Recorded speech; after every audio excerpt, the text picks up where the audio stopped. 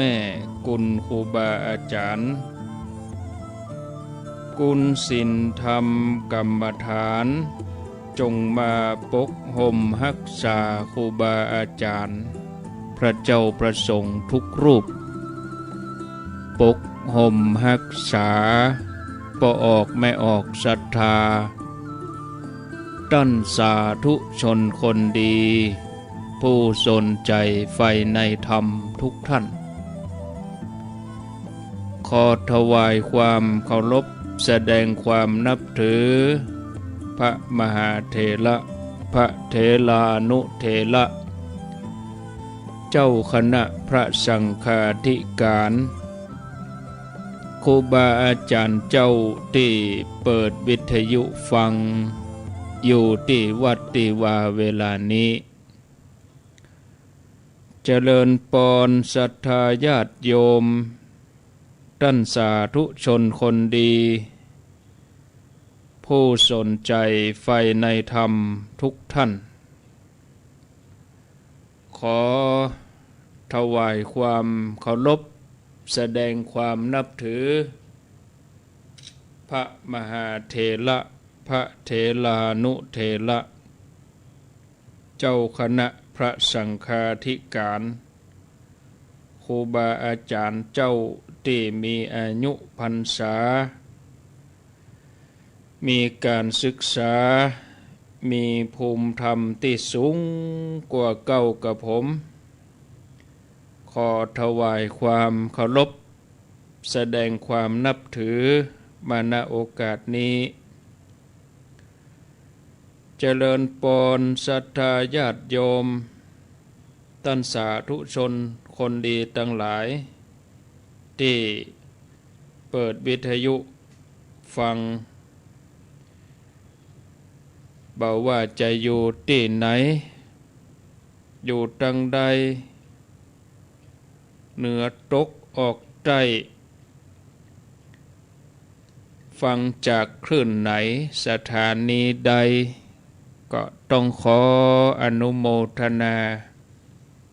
กับเจ้าของสถานีกับผู้บริหารเจ้าหน้าที่ทุกคลื่นทุกสถานี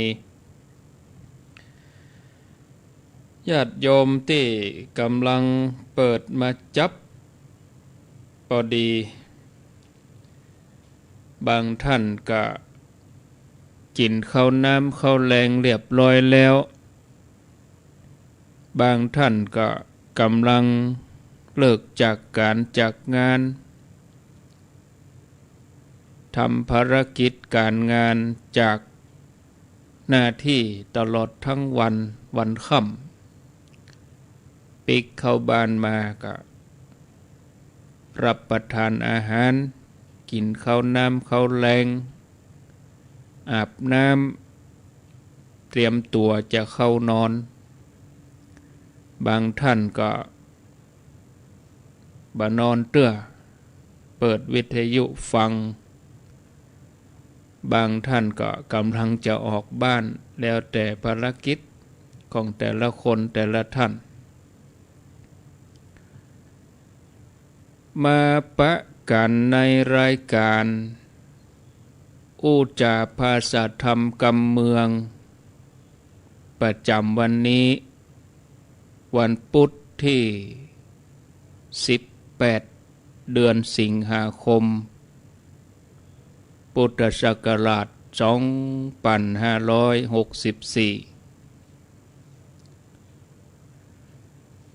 เวลา20:16 นาที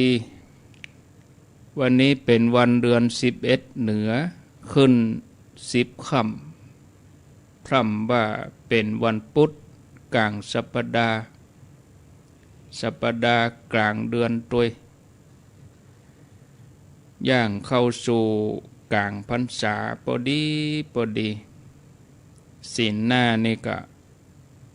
จะเข้าพรรษาได้เดือนศรัทธาญาติโยมท่านทั้งหลายก็เป็นที่ฮู้กันว่าในช่วงพรรษานี่เจ้าพุทธก็มีพิธีสำคัญ แต่เนื่องจากว่าภาวะโรคภัยไข้เจ็บเฮาก็ปรับวิธีเอาบ้านเป็นวัดเสียเจ้ามาก็สวดมนต์ไหว้พระค่ำมาก็สวดมนต์ไหว้พระวันใดที่เป็นวันพระวันศีลเฮาก็เก็บดอกเก็บดวงแต่ละอาทิตย์ก็เปลี่ยนดอกเจกันแล้วก็มาสมทานศีลสมทานศีลก็ว่าเอาคนเดียวเลยในบ้านเฮานั่นน่ะหน้าโต๊ะหมู่ทานนี่ก็ทำมาตลอดอยู่แล้วเฮาก็นึกเอาเมื่อหนุ่มเมื่อกำหรือว่าเมื่อก่อนที่บ่มีโควิดนี่เฮาได้ไปทำบุญที่ไหนได้ไปทานที่ไหนก็เอาตัวนี้เป็นทุนนึกมาเป็นบุญแปลงใจจุ่มอยู่หั่นนึกย้อนไปปลื้มอกปลื้มใจอันนั้นคือทานที่ทำไปแล้วแล้วก็ยังหล่อเลี้ยงจิตใจเฮาอยู่จนถึงปัจจุบันนี้ศีลถ้าเป็นวันศีลหรือบางอันก็จะสมทานถึงวันก็ได้ญาติโยมท่านทั้งหลายแล้วก็มานั่งภาวนาค่ำมาก็เจริญสมาธิภาวนาก่อยปฏิบัติไปกำน้อยสะสมไปเหมือนฝนนี่ตกลงมาจากฟ้าทีละหยดก็ยังกลายเป็นแม่น้ำใหญ่กลายเป็นมหาสมุทรตกลงมาก็ยังเต็มตุ่มเต็มไหวันนี้ญาติโยมจะมาอู้ถึงเรื่องเกี่ยวกับท่านหนึ่งท่านนี้นี่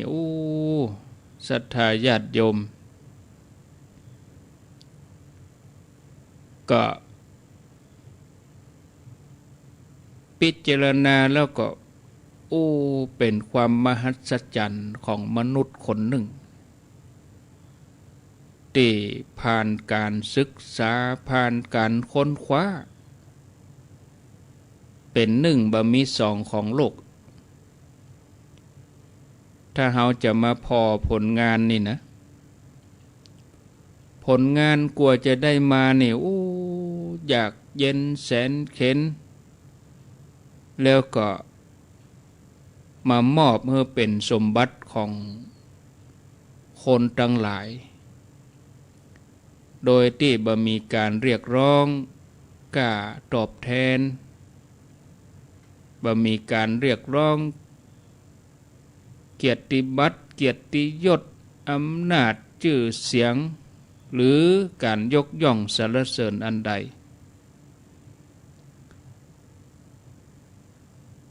สิ่งนั้นคืออันหยังสิ่งนั้นก็คือองค์พระสัมมาสัมพุทธเจ้าในทางพระพุทธศาสนาพระพุทธเจ้าพระองค์นี่เป็นเจ้าตำรับวิธีการแก้ทุกข์พระพุทธศาสนาก็คือตำรับวิธีแก้ทุกข์ส่วนบรรดาพุทธศาสนิกชนก็คือคนเข้าใจในการแก้ทุกข์ความเมตตาความอินดูสงสารผู้ที่ตกอยู่กับความทุกข์ก็ย่าให้เจ้าชายที่มีความยิ่งใหญ่ถ้าได้ครองเพศฆราวาสนี่ยิ่งใหญ่เป็นมหาจักรพรรดิแต่เจ้าชายนี่เปิ้นก็ตั้งปัญหาขึ้นในใจของเปิ้นว่าจะเนี่ยจะใด จะแก้ทุกข์ได้เพื่อการคิดคบปัญหาตัวนี้ให้แตกพระองค์ก็ตัดสินใจสละจากสุขดังโลกเปลี่ยนมาเป็นเพศนักบวชแล้วก็เริ่มค้นคว้าอย่างจริงจังตึงเฮียนตึงคิดตึงค้นเป็นเวลาถึง6 ปี6 ปีเต็มนะญาติโยมเพื่อจะหาคำตอบข้อเดียวเนี่ยจะได้ถึงจะแก้ทุกข์ได้มีคำตอบข้อเดียวเสาะวิธีแก้ถึง6 ปีไปเสาะห่ำเสาะเฮียนเต็มหมู่สำนักต่างๆตึงคิดตึงค้นนะหลังจากที่ค้นคว้าแล้วก็ใจเวลาทดลองอย่างนักหน่วงจนถึงขั้นยอมตายพระองค์ก็พบความสำเร็จที่ห้องว่าตรัสรู้การตรัสรู้นี่ศรัทธาญาติโยมไปแจ้เรื่องอื่นนะที่แท้ก็คือเรื่องพบคำตอบตรัสรู้คือคำตอบพบคำตอบอะไรอย่าง คำตอบจากปัญหาข้อเดียวนะที่พระองค์เกิดมาตลอดครบบัดแตกเลยเป็นเวลา6 ปีแล้วก็การค้นพบนั้นก็ได้ย่างให้พระองค์เป็นผู้ที่หลุดพ้นเลยบริสุทธิ์บริบูรณ์สิ้นเชิงตรัสรู้ได้ด้วยพระองค์เองเนี่ยที่เราสวดกันข้อที่พระพุทธเจ้าพระองค์ตรัสรู้นั้นฮ้องว่าอริยสัจสี่อริยสัจสี่นั่นนี่เป็นเรื่องที่ยืนยันว่าพระพุทธเจ้าพระองค์ได้ตรัสรู้แต่บ่ใช่ฝันบ่ใช่ผีมาสิงบ่ใช่เทวดามาทรงแล้วก็บ่ใช่มีไผมาเสกมาเป่าฮื้อแล้วก็บ่มีไผออกเกียรติบัตรแล้วก็บ่มีไผมายกยอฮื้อเป็นผู้วิเศษเพราะหยังเพราะพระองค์ตรัสรู้ได้ด้วยพระองค์เองที่จะฮู้ว่าพระองค์ได้ตรัสรู้แต่ก็โดยที่พระองค์ฮู้นั้นบ่ใช่เรื่องอื่นแต่เป็นคำตอบปัญหาเดิมๆที่พระองค์เกิดมาเป็นเวลาถึง6 ปีท่านผู้ฟังเราลองพิจารณาพออริยสัจสี่พอเนาะเป็นเจ้าพุทธต้องฮู้นะเฮาบ่ใช่ฮู้เพียงแต่ว่าไปใส่ขันแก้วไปแห่โคตานนี่นะถึงเวลาจะตานแล้วซอหาน้ำหยาดบะหมี่โอ้ยแม่บ่ได้บุญอีนะอันนี้เข้าใจผิดไปเน้อบะหมี่ก็บ่เป็นหยังแปลงใจให้มันนิ่มอยู่หั่นก็พอจะไปให้ใจมันฟุ้งอันนี้โอ้เปิ้นจะเอาปอนแล้วเนอะกุลีกูจอนะน้ำหยาดมีไหนนี่บะหมี่ก็นิ่มอยู่หั่นนะเพราะน้ำหยาดเป็นเพียงเครื่องหมายเท่านั้นที่สำคัญคือใจของเฮาแต่บางคนก็ติดเนาะบะหมี่ก็ต้องมีนะญาติโยมทั้งหลายโดยสมมุติทางโลกแต่ทีนี้เจ้าพุทธนี่เฮาต้องฮู้นะ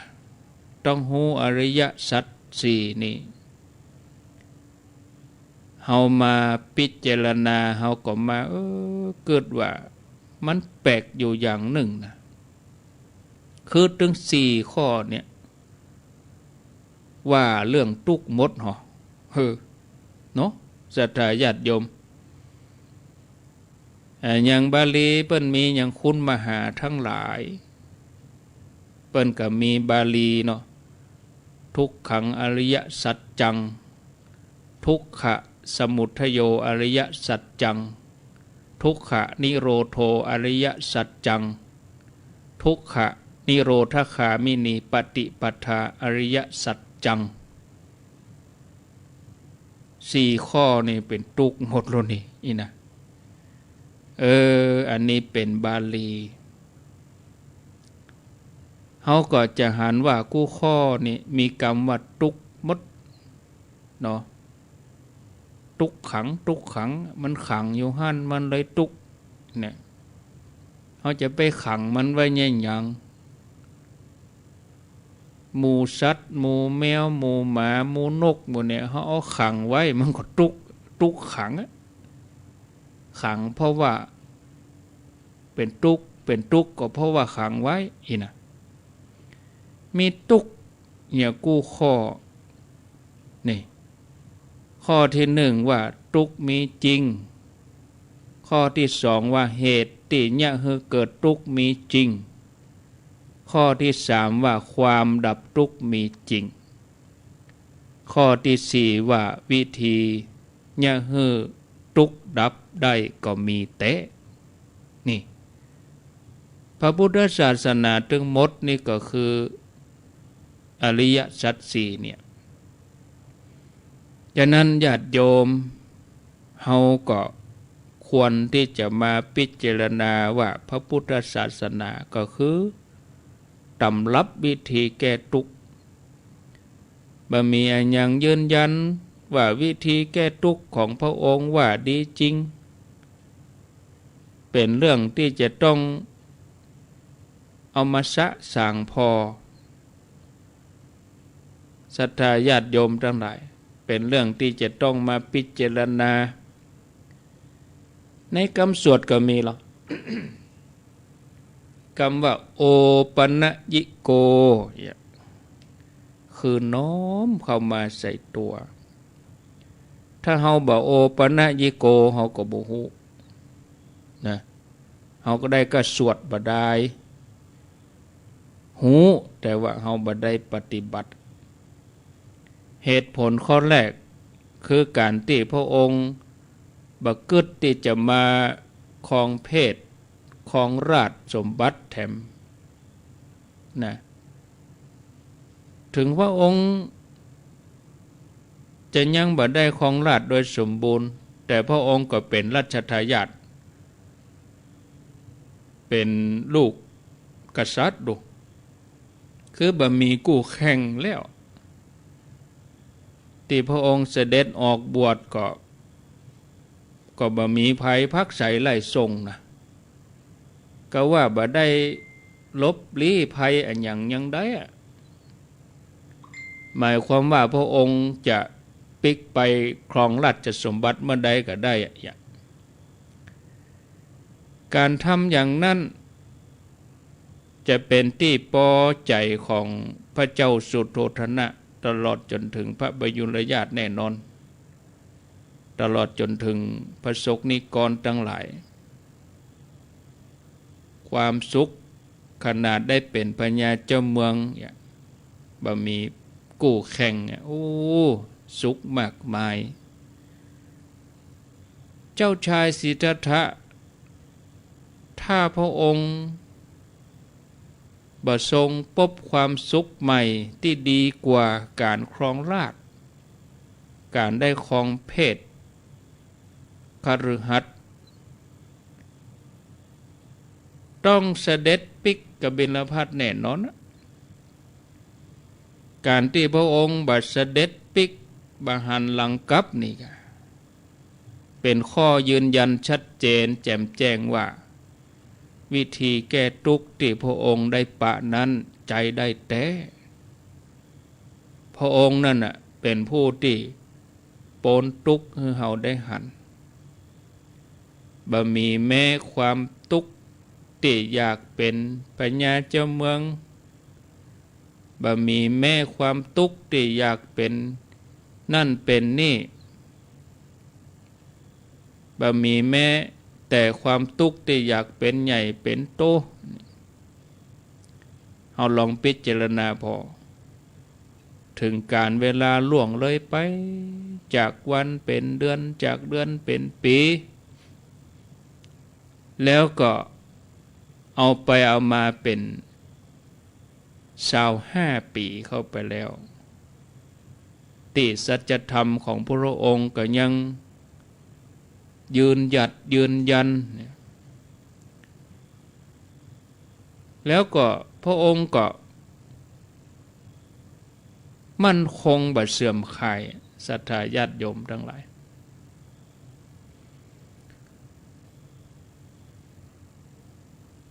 ท่านผู้ฟังในคืนนั้นเป็นคืนที่มนุษย์ได้มาซึ่งสมบัติอมตะเป็นผลของความเพียรพยายามอย่างยอดเยี่ยมของพระองค์ผลงานนั้นคือพระพุทธศาสนาตำรับวิธีแก้ทุกข์มีก้าเกินกว่าจะเอาอย่างมาวัดเกินกว่าจะเอาอย่างมาประเมิน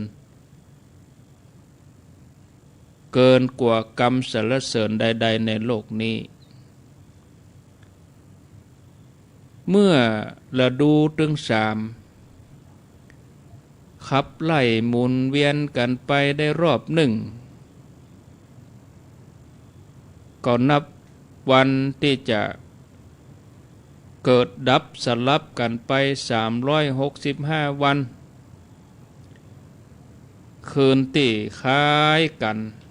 ก็มีเปลี่ยนกันไปสลับกันไปหมุนเวียนเปลี่ยนกันไป18 สิงหาปีแล้วก็มีแต่เหตุการณ์บ่เหมือนกันวันนี้เมื่อปีแล้วก็บ่เหมือนกันวันนี้ปีหน้าก็บ่เหมือนกันเนี่ยศรัทธาญาติโยมท่านสาธุชนทั้งหลายถ้าเราเข้าใจอย่างนี้เนี่ยมันจะเข้าใจหลักของพระพุทธศาสนานักญาติโยมอย่างรถยนต์เนี่ยรถยนต์ที่จะไปที่ไหนไกลๆได้รถจะวิ่งได้ก็ต้องมีของดีหลายอย่างช่วยกันแต่ว่าของดีอันแรกที่จำเป็นก็คือเครื่องยนต์ของรถเครื่องยนต์ต้องดีรถถึงจะวิ่งได้ดีถ้าเครื่องยนต์เสียอย่างเดียวน้ำมันจะดีถนนจะดีคนขับจะดีอย่างได้ก็ตามรถมันก็วิ่งไปบ่ได้คนเฮาก็เหมือนกันนะญาติโยมจะมีความเจริญก้าวหน้าได้นี่ต้องมีดีหลายอย่างแต่ที่สำคัญที่สุดขาดบ่ได้มีอยู่อย่างหนึ่งคือตัวเฮาเองต้องเป็นคนดีไว้ก่อนลงตัวละเอาเป็นคนดีแล้วดีนะถ้าเฮาเป็นคนเสียถ้าเฮาเป็นคนบ่ดีต่อให้ตระกูลดีหน้าตาดีเจ้านายดีแสนดีอย่างใดก็เจริญก้าวหน้าบ่ได้ฉะนั้นคนที่มุ่งความก้าวหน้าก็จะต้องทำงานอย่างหนึ่งเหียก่อนคืองานทำตัวให้เป็นคนดีนั่นอันยังที่จะย่างให้ตัวเฮาเป็นคนดีอาหารก็บ่ใจเขาก็กินอาหารดีๆทั้งนั้นบางคาบนี่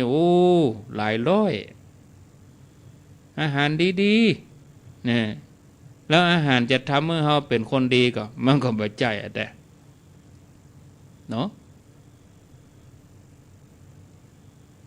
อาหารนี่เพียงแต่ช่วยให้เราแข็งแรงต่ออัน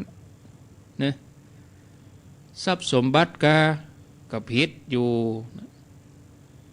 ทรัพย์สมบัติช่วยเฮาได้เพียงแต่เป็นคนมั่งมี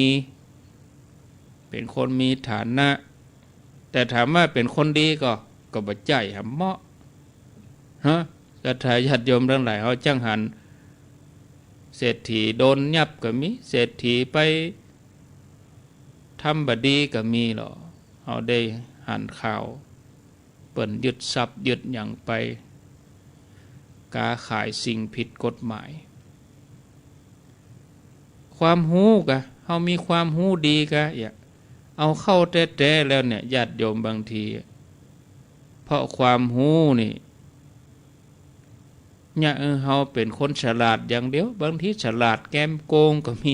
มันแถมมาอย่างออกมาด้วยเนี่ยก็บ่ได้ชื่อว่าดีนะสิ่งที่เนี่ยเฮาเป็นคนดีมีอยู่อย่างเดียวคืออย่างญาติโยมว่าคืออย่างอันอย่างที่ทำให้เฮาเป็นคนดีถึงหมดที่ว่ามาเป็นตัวอย่างอาหารกะฐานะกะเงินกะความรู้กะทำให้เป็นคนดีได้ก็บ่เสมอไปนะ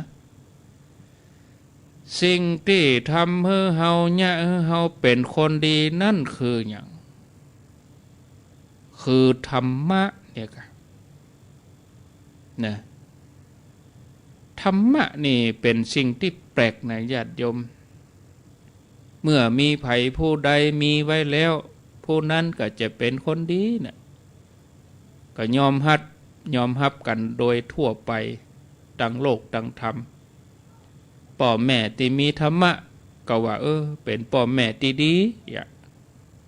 ลูกที่มีธรรมะก็ว่าเป็นลูกที่ดีผัวมีธรรมะก็ผัวดีเมียมีธรรมะก็เมียดีกึดพอกะเนาะแม้ในการต่อสู้แข่งขันเป็นเรื่องที่จะต้องชิงชัยกันถ้าฝ่ายชนะมีธรรมะคนก็นับถือ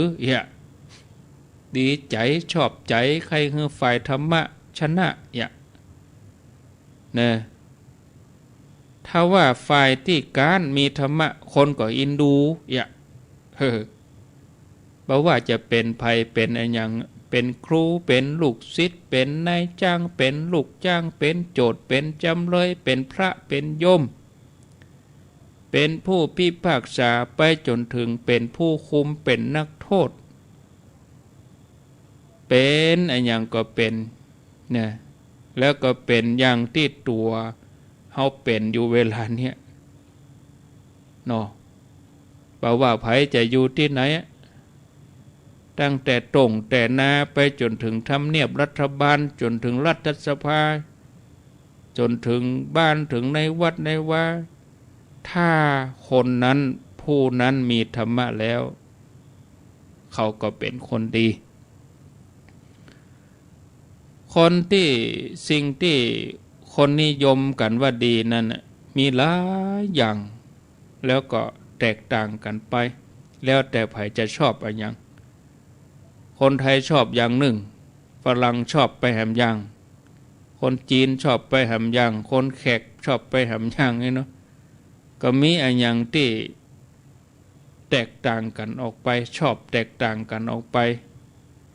อันนี้เปิดห้องว่ารสนิยมบัดตรงกันแต่ธรรมะหรือว่าความดีเนี่ยญาติโยมกู้ชาติกู้ศาสนากู้ภาษานะต่างก็หุมก็ชอบเหมือนกันเนี่ย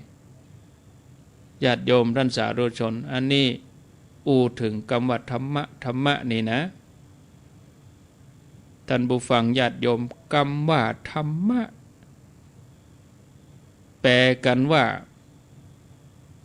คำว่าธรรมะนี่นะถ้าจะแปลก็แปลว่า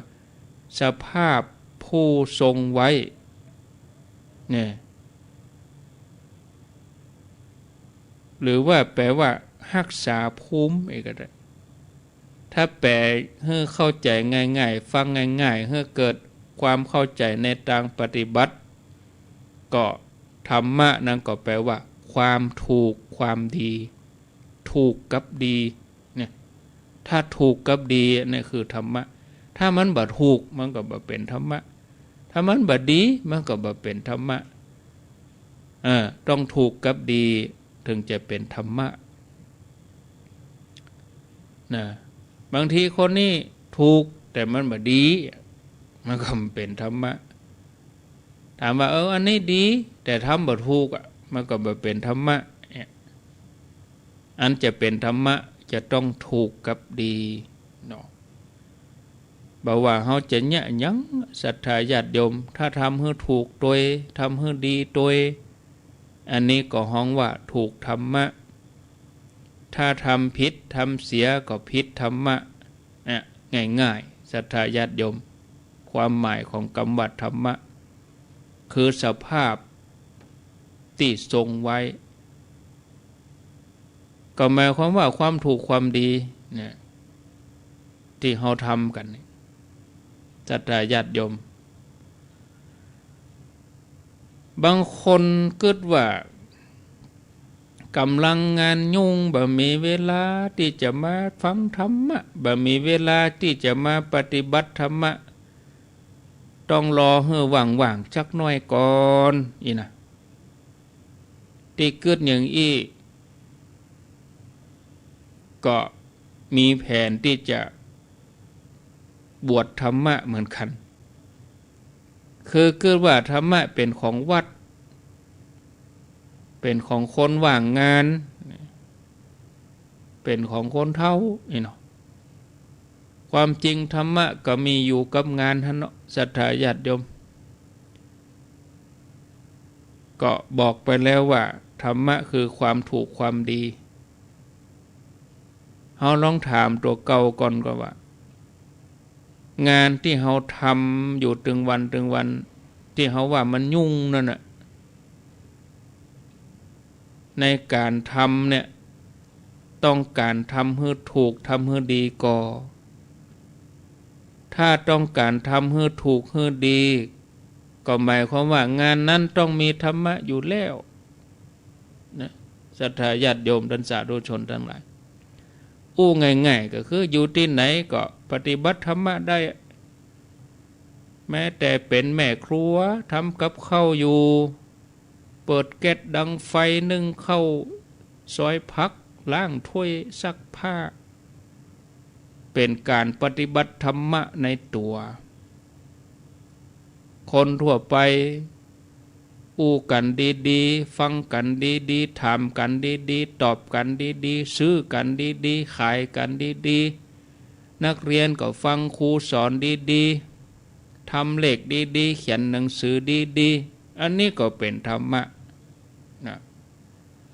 ย้ำเรื่องธรรมะนี่นะญาติโยมเป็นเครื่องมือสำหรับทำงานโดยตรงเลยเนี่ยยิ่งคนงานนักความจำเป็นที่จะต้องมีธรรมะก็ยิ่งต้องนักเหตุใดเปิ้นถึงเฮ้อกึดไปว่าจะเฮ้อธรรมะรอคอยอยู่ก่อนจนกว่าจะว่างถึงจะปฏิบัติแสงสว่างจำเป็นสำหรับคนมีงานฉันใดธรรมะก็จำเป็นสำหรับคนมีงานฉันนั้น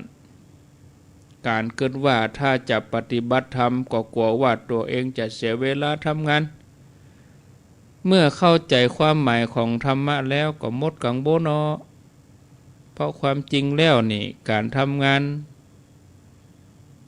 ก็คือการปฏิบัติธรรมนั่นเนาะ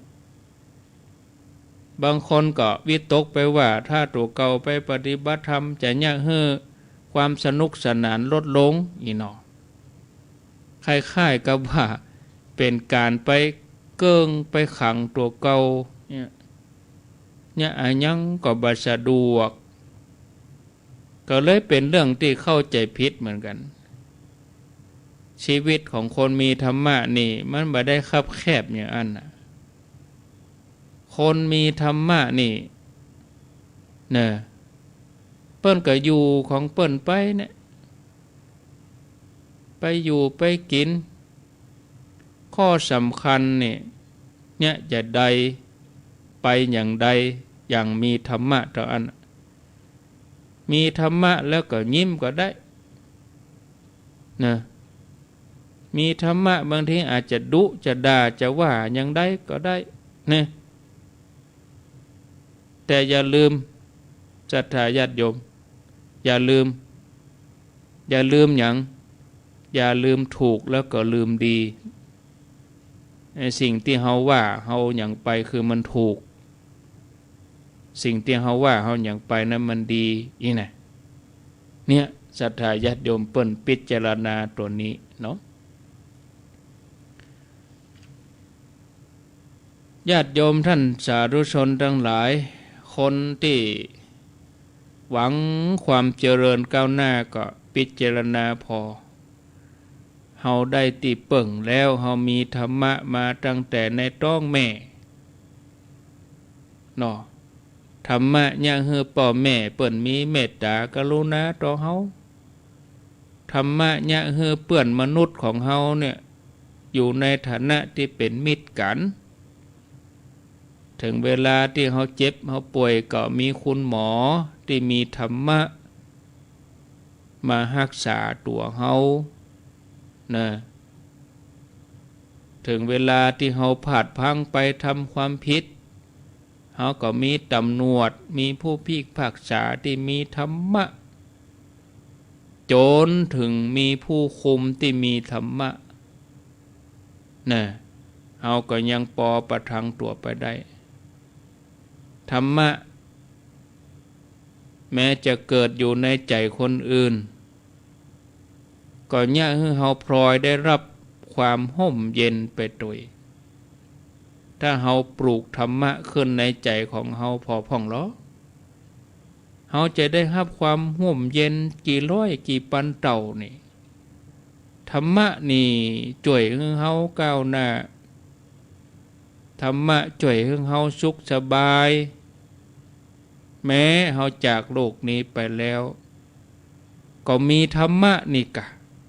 ที่โดนจิตโดนใจให้ปี่ให้น้องปากันไปเผาศพเฮาช่วยกันตานขันเข้าให้เฮาก็เพราะมีธรรมะนี่กะทำเมื่อเขามีจิตใจเป็นอย่างนั้นเพราะธรรมะนี่กะโดนจิตโดนใจให้ลูกให้หลานอุทิศบุญทำบุญให้แม้ตัวเฮาล้มหายตายจากไปจากสักกี่ปี10 ปี20 ปีก็ตามธรรมะดีกับเฮากูอย่างตั้งแต่เกิดจนถึงเฮาตายเหลือแต่กระดูกแต่เท่าธรรมะก็บ่ทอดทิ้งเฮาถึงแม้ว่าบางครั้งบางคราวเฮาละทิ้งธรรมะจนเฮาได้รับความทุกข์ทรมานธรรมะก็ยังตัวตามจ่วยเนี่ยศรัทธาญาติโยมในโลกนี้มีอะไรอย่างแหมจะดีกับเฮาอย่างอีเนาะฉะนั้นท่านผู้ฟังธรรมะก็เลยอยู่ในความต้องการของคนบ่ฮู้จักเสื่อมทราการที่เฮามาฟังธรรมะเฮามาฮู้ธรรมะเพราะว่าในวัดในบ้านตามถนนหนทางในรถเรืออยู่ที่ไหนก็ตามทุกที่ทุกแห่งเนาะทุกคนต้องการธรรมะทั้งนั้นเสียอยู่น้อยเดียวญาติโยมเสียอยู่น้อยเดียวเสียอยู่ที่ไหนมาเสียตัดติว่าเฮาก็มาเรียกร้องแต่จะให้คนอื่นแจกธรรมะให้ตัวถึงเวลาก็อยากฟังรายการวิทยุอยากฟังธรรมะอยากฟังพระแต่เป็นได้เฮาถึงบัดสร้างธรรมะไว้ในใจตัวเก่าเฮาทำไมเฮาถึงบัดสร้างพระไว้ในใจเฮาเนี่ยเฮาบักให้ปลูกธรรมะไว้กับตัวเก่ากานะ ศรัทธาญาติโยมท่านสาธุชนเนาะ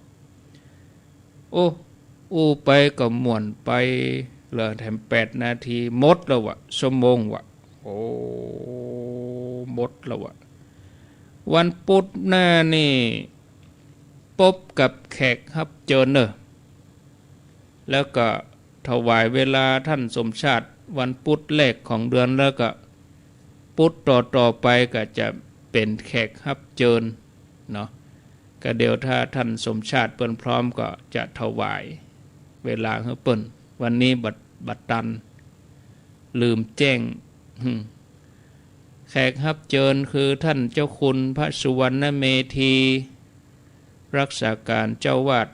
วัดพระธาตุสีจอมตองนะวันพุธหน้าเนาะโอ้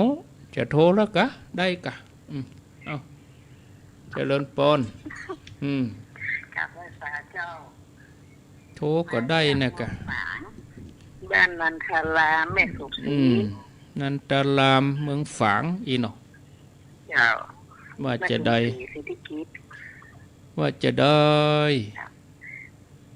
เอาในใจน่ะกันคือทำแม่ดีที่สุดแต่ตอนนี้แกเมื่อวันนี้แกอ้วนแทนเนาะแล้วก็เสียมันตรงใจแล้วก็เลยก็อิ่มให้ไปนะแต่โยมก็คือศีลตั้งแต่อายุ45มาคือปีลูกสาวมาแล้วก็ปี62นี่ก็เดือนนี้เป็นเดือนที่เกิดที่สุดก็คือ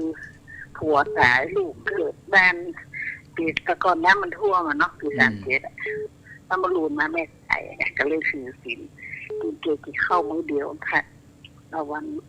ทำได้2 มื้อเอานุ่งขาวห่มขาวนะก็จะว่าเอาเป็นบ้านแล้วเอาว่าบ้านนี่แหละเดี๋ยวรัชผลสุดท้ายเนี่ยก็ต้องไปดูแลญาติพี่น้องกู้โขนต้องไปส่งดวงวิญญาณกู้โขนเลยก่อนที่ตัวจะตายซึ่งก็รอเขาคือเอาไปผู้เกิดตายพอดีเขาต้องฝันทำแม่ให้คนทุกครั้งสวดให้คนทุกครั้งดีแล้วโมทนาเนาะขอบคุณเจ้าเจริญปนก็ให้ฮื้อเบิร์นเนี่ยแปลว่าเวลามันน้อยเนาะเอาไว้เตือนหน้าแม่สลัดจะสอนนะเพิ่งสอนจะบรรลังกลางเจ้าโมทนาโทรรายงานตัวอย่าเนาะเบอร์โทรย่ำได้บอกแต่นั่นนี่โอ้แสดงว่าเปิ้นจำได้0998366322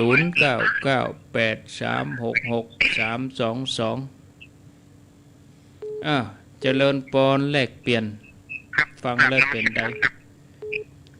จากมอเก่าเลยครับเนี่ยฟังจากโดยหมอครับโมทนาใครฟังญาติโยมแลกเปลี่ยนกันแต่ถ้าโทรแจ้งผลกันนะฟังกับปุ๊บไปอย่างเวยนะเนาะถ้าโทรมาแลกเปลี่ยนจาเห็นน้อยฟังแล้วเป็นจะได้พ้องเนี่ยมีความรู้สึกว่าจะได้กรรมว่าธรรมะเนี่ยเจริญปนเนาะเจริญปนติดแล้วนะเจ้าไว้สาเจ้าท่านพระครูโทรจากไหน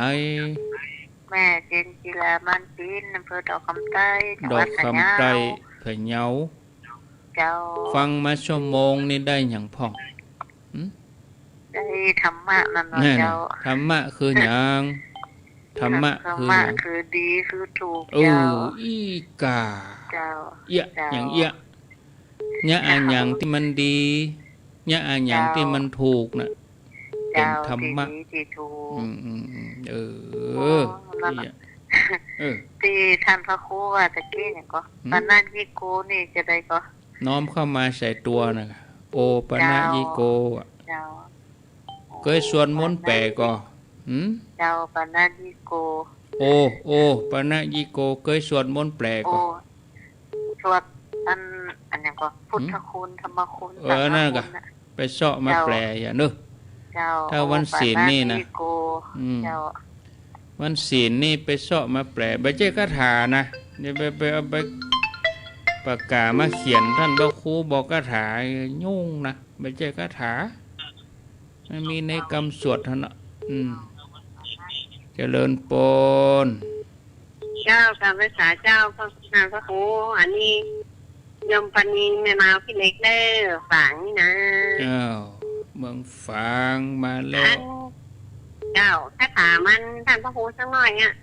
ไม่ล่ำปอก็ฮะสิ่งเวลาเขาวันยาน้ำมันสมมติว่ามันจบอ่ะเขายาน้ำมัน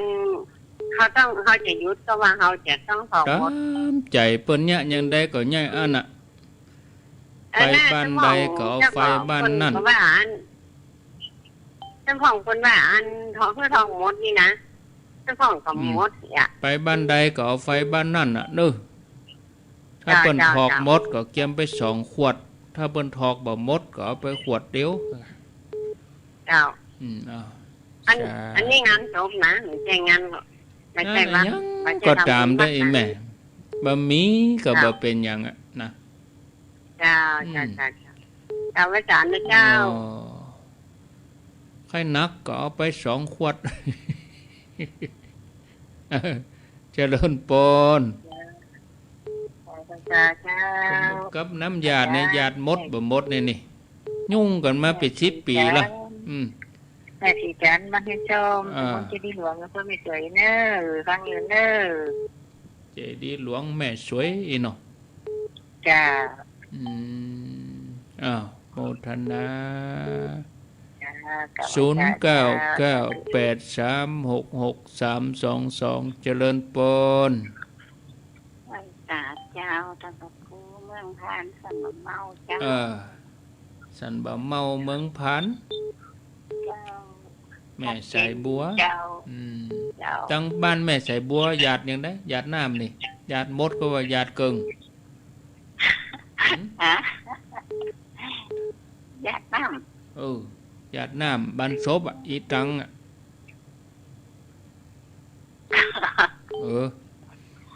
หยาดยะถาเนี่ยหยาดน้ำตีไหนไปวัดกันตีมันศพก็ตีแม่เมืองฝางถามตะกี้นะกะทำตั้งบ้านใจตั้งบ้านอีแม่ตั้งเมืองพานปุ่นอ่ะเปิ้นหยาดอย่างใดหยาดน้ำหยาดหยาดเชียงมดก็ว่าหยาดเหลือเกิงเดียวหยาดเหลือเกิงเดียวเจ้าเหลือหำเกิงเอาไว้อย่างกินกินก็ว่าตาของเขาตอนที่นั่นน่ะตอนที่ตึ้งเจ้าเปิ้นขึ้นยาถาเอาก็หยาดเห็นไหมแล้วไปหยาดตอนไหนเห็นได้มาหยาดตอนตีปุจจานทำกรรมนี่ตัวอี้เขาได้คำตอบตัวอี้ได้ตัวอี้กันเจ้าโชคดีเนอะเจ้าเสี่ยงละเวลาเสี่ยงละอินดูเปิ้นก็ใครอู้มนแต่เวลาหมดไปแล้วหมดแล้วนะตันแล้วหมดแล้วไม่ตันแล้วไม่พุทธาแล้วน้ำหยาดนี่ก็อันแล้วแต่เนอะนะบ่มีอันยังตายตัวนะบางทีเปิ้นก็หยาดเวลาพระตั้งยะถาก็หยาดเหี่ยเกิงแล้วเอาไปอีตังปุ่นเหี่ยเกิงเนี่ยแล้วบางทีเปิ้นก็ว่าหยาดหมดเลยยะถานะหยาดเชียงหมดแล้วตอนอีตังนี่ต้องไปเอาไหนมาหมอต้องไปเสาะมาหำขวดเนี่ยก็แล้วแต่นะอันนี้บ่ตายตัวนะบ่มีก็บ่เป็นหยังบ่คิดบ่จาหยังญาติ2 เตื้อก็บ่คิดบ่จาหยังญาติเชียงมดก็บ่คิดบ่จาหยังเนาะบ่มีมาตรฐานตายตัวมันอยู่ที่ใจเฮาปุ้นใจเฮาเป็นบุญตัวใดแต่ถ้าเฮาใจเฮาบ่หลุดบ่ปุดบ่ขาดญาติเป็นน้ำคู่มันก็ติดอยู่หั่นน่ะกะมันก็ใจมันบัดสละแต่มันก็ถ้าใจเฮาสละแต่นี่คือทำบุญจุดประสงค์คือขจัดความตระหนี่หรอมันก็ถามว่าเฮาขจัดความตระหนี่นักน้อยเท่าใดนะเอาละพอสมควรแก่เวลาเนาะก็เดี๋ยวจะเชื่อมสัญญาณให้ท่านสมชาติก่อนนี่ อาตมาจะอู้ต่อไปเลยก็มาอันขาดตอนจะขาดตอนนะก็เอาสัญญาณว่าเนาะเพราะว่าเป็นระบบออนไลน์บางทีก็บ่ค่อยเป็นไลน์เท่าใดจะลุดก็ลุดมาสัญญาณนิมนต์เลยนะครับนิมนต์ครับถวายความเคารพครับอาจารย์ขอนอบน้อมต่อพระรัตนตรัยแก้วเจ้าสามประการน้อมเอาคุณพระพุทธเจ้าคุณพระธรรมเจ้าคุณพระสังฆเจ้าคุณพระอรหันตเจ้าจุตนจุองค์ได้แผ่บารมีมาปกเก่าเกษาครูบาอาจารย์พระมหาเถระพระเถรานุเถระตลอดถึงเพื่อนสหธรรมิกภิกษุสามเณรทุกรูปทุกองค์เด้อขอน้อมถวายแสดงความเคารพแสดงความนับถือต่อครูบาอาจารย์โดยเฉพาะท่านพระครูอภิวัฒนวิกรมในฐานะที่เป็นผู้บริหารผู้ดูแลเป็นครูบาอาจารย์รูปหนึ่งที่อาตมาเคารพนับถือได้มอบเวลาเนาะกับอาตมาภาพผู้เป็นลูกศิษย์ลูกหาเก่ากับผมผู้เป็นลูกศิษย์ลูกหาได้มีโอกาสมาสนทนาภาษาธรรมอุจาภาษาธรรมภาคกำเมืองเนาะของเราในค่ำคืนวันนี้ซึ่งก็เป็นวันพุธที่18สิงหาคม2564ก็ขอความสุขความเจริญในธรรมจงมีแก่ญาติโยมผู้ที่ติดตามเนาะรายการบูชาภาษาธรรมทุกค่ำคืนวันพุธซึ่งก็20 นาฬิกาหรือว่า20 ทุ่มดำเนินรายการโดยครูบาอาจารย์ท่านพระครูอภิวัฒนวิกรมเป็นเวลา1 ชั่วโมงเนาะก็เวลาก็มีน้อยศรัทธาญาติโยมหลายผู้หลายท่านก็อยากจะฟังต่อแต่ครูบาอาจารย์ได้แบ่งเวลาให้กับอาตมาภาพพระมหาสมชาติพระสมชาติชาตปัญโยอุทยานธรรมสุนทรมุนีพระสุนทรมุนีจังหวัดลำปางได้เป็นผู้ดำเนินรายการต่อในชั่วโมงที่21 นาฬิกาถึง22 นาฬิกาทุกวันพุธต้นเดือน2 พุธแล้วก็วันนี้กลางเดือนจริงๆแล้วก็จะเป็นแขกรับเชิญหรือว่าพระเถระครูบาอาจารย์ที่อยู่ในเครือข่ายเนาะหรือว่าเป็นพระเถระชั้นผู้ใหญ่ที่จะได้กราบถวายความเคารพนิมนต์เพิ่นมาได้ได้จาหรือว่าได้มาเผยแพร่ข้อมูลที่ดีเป็นพระธรรมคำสั่งสอนอย่างต่างๆกับศรัทธาญาติโยมในฐานะแขกรับเชิญร่วมกันกับท่านพระครูอภิวัฒนวิกรมก็อาทิตย์หน้าก็จะเป็นครูบาอาจารย์เนาะพระเถระชั้นผู้ใหญ่ศรัทธาญาติโยมก็ติดตามกันเนาะติดตามรับฟังส่วนอาตมาภาพก็จะเจอกันอีกครั้งหนึ่งก็คือพุธต้นเดือนเนาะพุธต้นเดือนเนื่องจากว่ารายการในเครือข่ายคืนสีขาวเพื่อชาวประชาของเฮาก็เป็นรายการที่มีครูบาอาจารย์พระเถระพระมหาเถระหลายรูปหลายองค์เป็นได้ร่วมจัดรายการโดยอยู่ในเครือข่ายเนาะแต่ละรูปพระองค์ติอิปออิแม่ตั้งหลายได้ฮู้จักก็เปิ้นมีวาทศิลป์ก็ดีมีคุณธรรมมีการปฏิบัติธรรมมีการ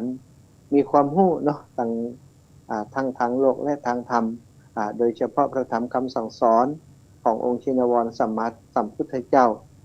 ในเครือข่ายคลื่นสีขาวเพื่อชาวประชาของเฮาส่วนใหญ่ก็จะเป็นนายสายที่บอกว่าเป็นสีขาวก็แล้วกันเนาะสีขาวก็คือสีที่บริสุทธิ์บัดเจียไปโดยอามิตรสินจังอายังต่างๆก็เป็นสีที่ถือว่าเป็นตัวแทนของคำสอนของพุทธเจ้าฉะนั้นครูบาอาจารย์ในคลื่นสีขาวทุกผู้ทุกท่านทุกผู้ทุกคนที่มาจัดรายการในเครือข่ายคลื่นสีขาวเพื่อชาวประชาทุกช่วงรายการทุกช่วงเวลาก็เป็นพระสงฆ์องค์สังฆเจ้าที่มากบารมีมากกำหู้พี่น้องทั้งหลาย ก็ฟังทุกรูปทุกองค์เขาก็จะได้ประโยชน์ในการประพฤติวัดปฏิบัติธรรมของเขาเนาะ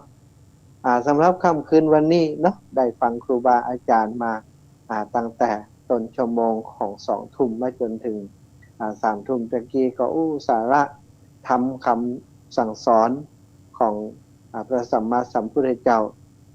ที่พระอาจารย์ท่านพระครูได้มานำมาอูจ้ากับพี่น้องมันเนี่ยมานำเนาะก็ถือว่าเป็นสิ่งที่เป็นประโยชน์มากมายในวันนี้อยากจะชวนอีปออีแม่มาอูกันถึงที่อยู่ของเฮาเนาะที่อยู่ของเฮา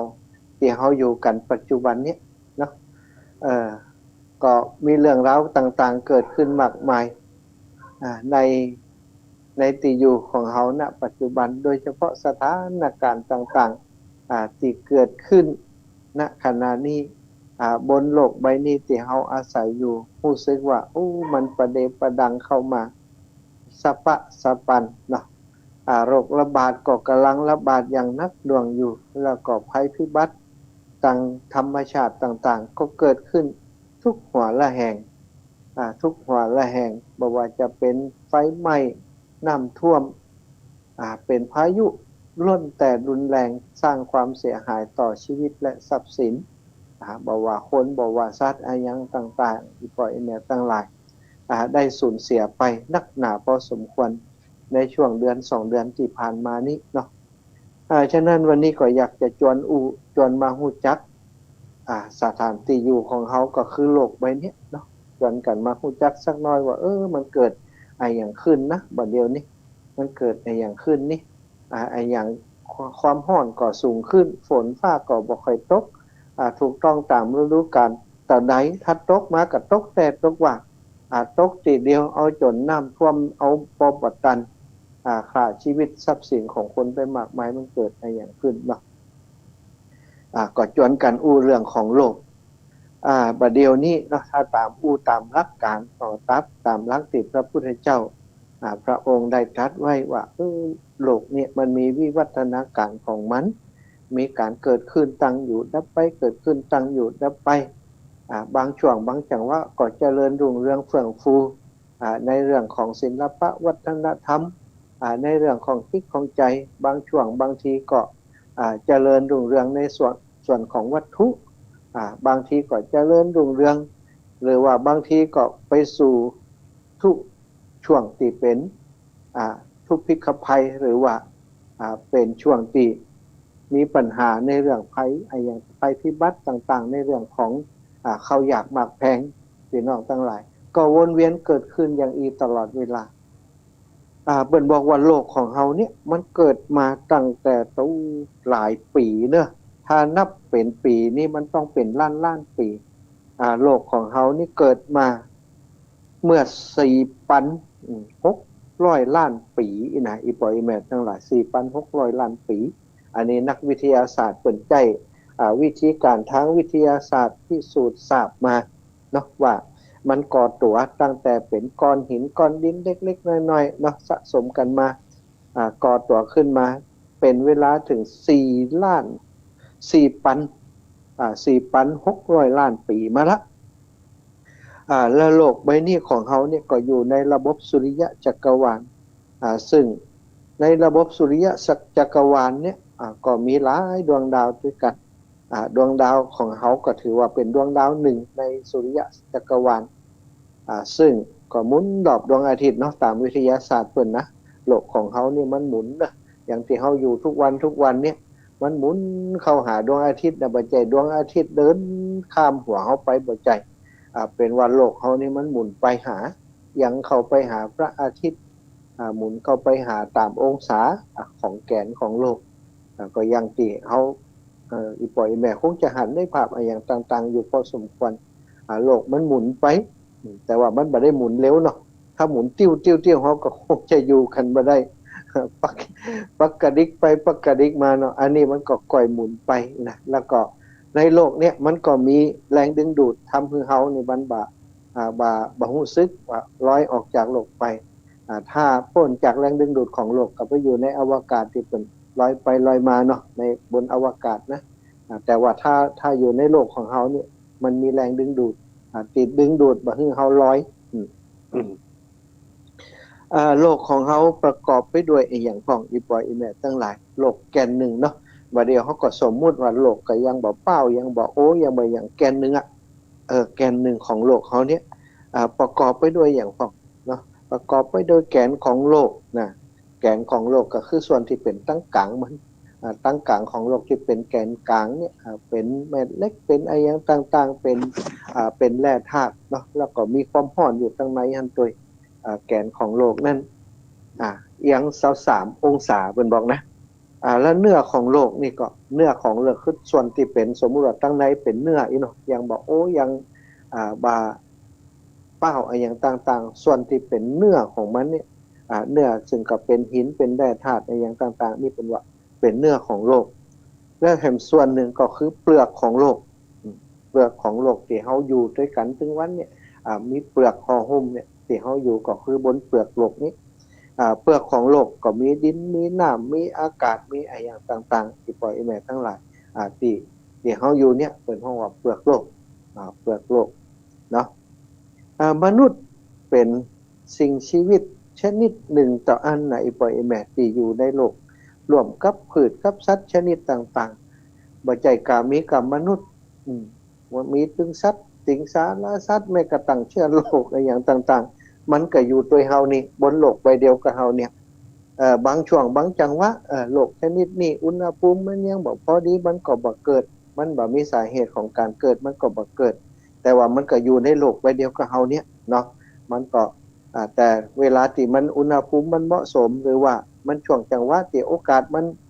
พัฒนาตัวเองได้ที่ใหญ่หน้ากาบานมามันก็เกิดขึ้นอย่างที่โรคระบาดอยู่ปัจจุบันเนี่ยมันก็อยู่ในโลกใบเดียวกับเฮาเนี่ยอีปล่อยอีแม่ทั้งหลายความจริงมันก็มีมาเหมือนมันบ่ใจว่าเพิ่งมีเนาะแต่ว่าการพัฒนาตัวเองของมันทำให้ตัวเองของมันมีอาวุธต่างๆมาทำลายประหารมนุษย์อยู่ในขณะนี้โลกใบนี้จริงๆแล้วมันบ่ใจมีกับมนุษย์เฮามีสัตว์อะไรอย่างต่างๆอยู่มากมายแต่ว่า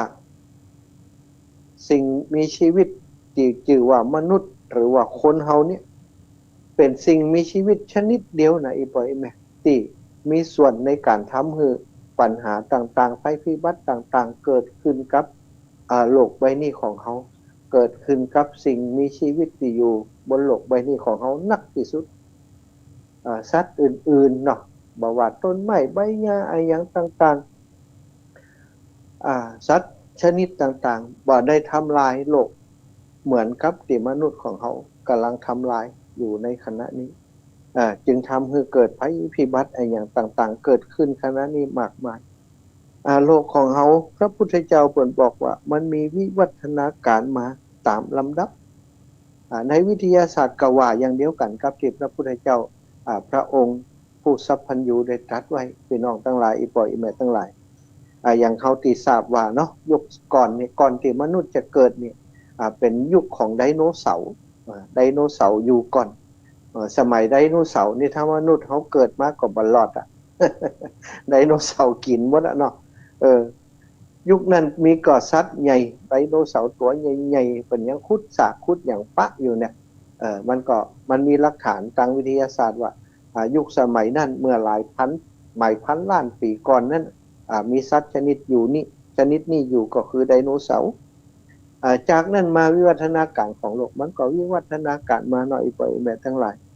จนกลายมามีสัตว์เล็กๆน้อยๆเกิดขึ้นมาพอยุคไดโนเสาร์เนี่ยถูกทำลายล้างไปโดยลูกอุกกาบาตที่มันตกขึ้นมาบนโลกใบนี้เกิดลุกเป็นไฟ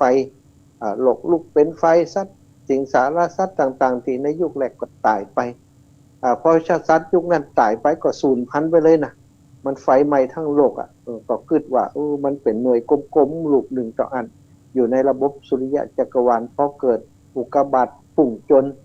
มันก็สามารถระเบิดตัวได้เหมือนกันไหม้ได้เหมือนกันเนาะก็เคยไหม้มาแล้วครั้งหนึ่งทำให้สิงสารสัตว์อย่างต่างๆในยุคนั้นก็ตายไปพอสิ่งมูลนั้นตายไปอีปอยแม่วัฏจักรของการ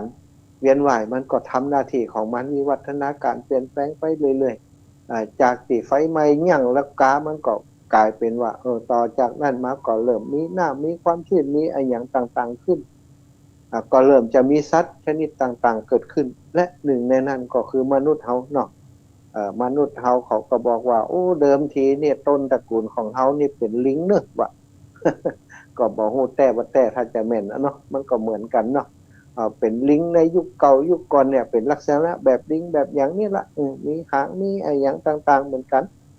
อยู่ในถ้ำอยู่อาศัยอยู่ตามต้นไม้อาศัยอยู่ตามถ้ำว่านั้นก็มีวิวัฒนาการมาเรื่อยๆก็ทุกจนมาจนถึงมนุษย์ที่จากที่เก็บผลหมากหลากไม้กินนี่เนาะทำเก็บไม้เก็บอย่างกินแบบลิงนะกะเก็บผลไม้ไอ้อย่างกินแบบลิงแต่ที่นี่ความที่มนุษย์นี่เป็นสัตว์ที่มีวิวัฒนาการทางสมองมันก็เลยพัฒนาการทั้งสมองเพิ่มขึ้นโอ้กินผลไม้ก็ได้กินแม้กระทั่งสัตว์เล็กสัตว์น้อยต่างๆก็เอามากินได้ถึงสัตว์น้ำสัตว์บกก็กินเนาะแรกๆก็กินโดยที่ว่ากินดิบนะสมัยก่อนมันว่าหุบนี่หรอกสมัยนั้นก็กินดิบจิกกินอย่างสัตว์กินกันนี่ก็ไอ้ปล่อยแม่ทั้งหลายแต่พอต่อมาเนี่ยความฉลาดของมนุษย์สมองที่วิวัฒนาการก็ค้นพบว่าสามารถทำให้เกิดไฟได้ทำให้เกิดไฟทำให้เกิดอย่างไรก็สามารถเอามาปิ้งมาจีมาเผาอย่างกินกันจากการที่อยู่ถ้ำอยู่ตามห้วยตามห้องตามต้นไม้ต่อมาก็แปลงบ้านแปลงจ้องอยู่กันเป็นสังคมอยู่กันนี่มากันเรื่อยๆอันนี้ก็วิวัฒนาการก็เปลี่ยนแปลงมาจากการที่อยู่ในป่าเนาะเสาะของป่าล่าสัตว์อะไรอย่างก็กลายเป็นว่าโอ้เอาอันมาอยู่ในพื้นที่ที่อุดมสมบูรณ์มีน้ำมีท่าสามารถปลูกผักได้เลี้ยงสัตว์ได้สัตว์ไปล่ามันบ่มีแล้วก็เอามาเลี้ยงมายังอีกก็เลยอยู่กันมาเป็นสังคมเป็นสังคมเล็กๆเนาะต่อมาก็เป็นหมู่บ้านเป็นขยายขึ้นไปเป็นหลายหมู่บ้านเป็นตำบลเป็นอะไรอย่างขึ้นมาเป็นอย่างที่เขาหันบัดเดียวนี้เนาะก็จริงๆแล้วมันมีวิวัฒนาการมาเรื่อยๆเหมือนกันยุคแรกยุคสมัยก่อนโอ้บ่มีเสื้อผ้าใส่เนาะเอาใบไม้ใบหยังมาปิดมาโมะมาโปะมาปะที่แรกก็บ่ใส่บ่ปิดก็ต่างคนต่างบ่มีเหมือนกันก็บ่มีอย่างจะอายกันเหมือนสัตว์เนี่ยก็สมัยก่อนมีแต่ว่าความคนมนุษย์เนาะมีวิวัฒนาการอย่างที่บอกทั้งสมองทั้งอย่างต่างๆเรื่อยๆมาเปลี่ยนแปลงมาจนมาอยู่กันเป็นหมู่เป็นคณะในช่วงแรกๆมันก็บ่มีปัญหาอย่างเนื่องจากว่าโลกนี้มันก็กว้างใหญ่ไพศาลอยู่เนาะคนมันบ่เยอะอีกนะคนแต่ละประเทศคนก็บ่มีทั้งนี้หลายอย่างคนก็แต่ว่าด้วยความที่มนุษย์เป็นสัตว์สังคมแล้วก็ขยายเผ่าพันธุ์ได้นักสมัยก่อนยังเขาก็บอกว่าเป็นอย่างจะได้ผ่องเนาะแต่ว่าไกลๆที่เขาพอจะหันก็คือคนสมัยก่อนนี่จะมีลูกกันนักกันหลายเอกบางครอบครัวมีลูกเป็น10 คน15-16 คนบางครอบครัวมีเป็น100ก็มีหรอกโดยเฉพาะครอบครัวที่เป็นเจ้าเป็นนายเป็นผู้ปกครองประเทศบ้านเมืองเพิ่นต้องการให้ตระกูลของเพิ่นเนี่ยเป็นผู้ปกครองมีพรรคมีพวกนักเพิ่นก็ขยายวงตระกูลของเพิ่นขยายเผ่าพันธุ์ของเพิ่นคนก็เกิดขึ้นยุคสมัยก่อนมันบ่มีการคุ้มกำเนิดเนาะคุ้มกำเนิดมันบ่มีอีปล่อยแม่ทั้งหลายคุ้มกำเนิดนี่เพิ่งมามีเมื่อประมาณ 7-80 ปีนี่บ่ได้เนาะสมัยก่อนมันบ่ใจมีเนี่ย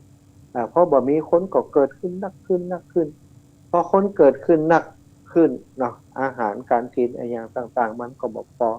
เพราะฉะนั้นก็จะต้องมาไปเก็บในแพะในป่าก็บ่พอกินก็ต้องมาทำเป็นปศุสัตว์เลี้ยงสัตว์พ่องทำการเกษตรการเกษตรกรรมต่างๆพ่อง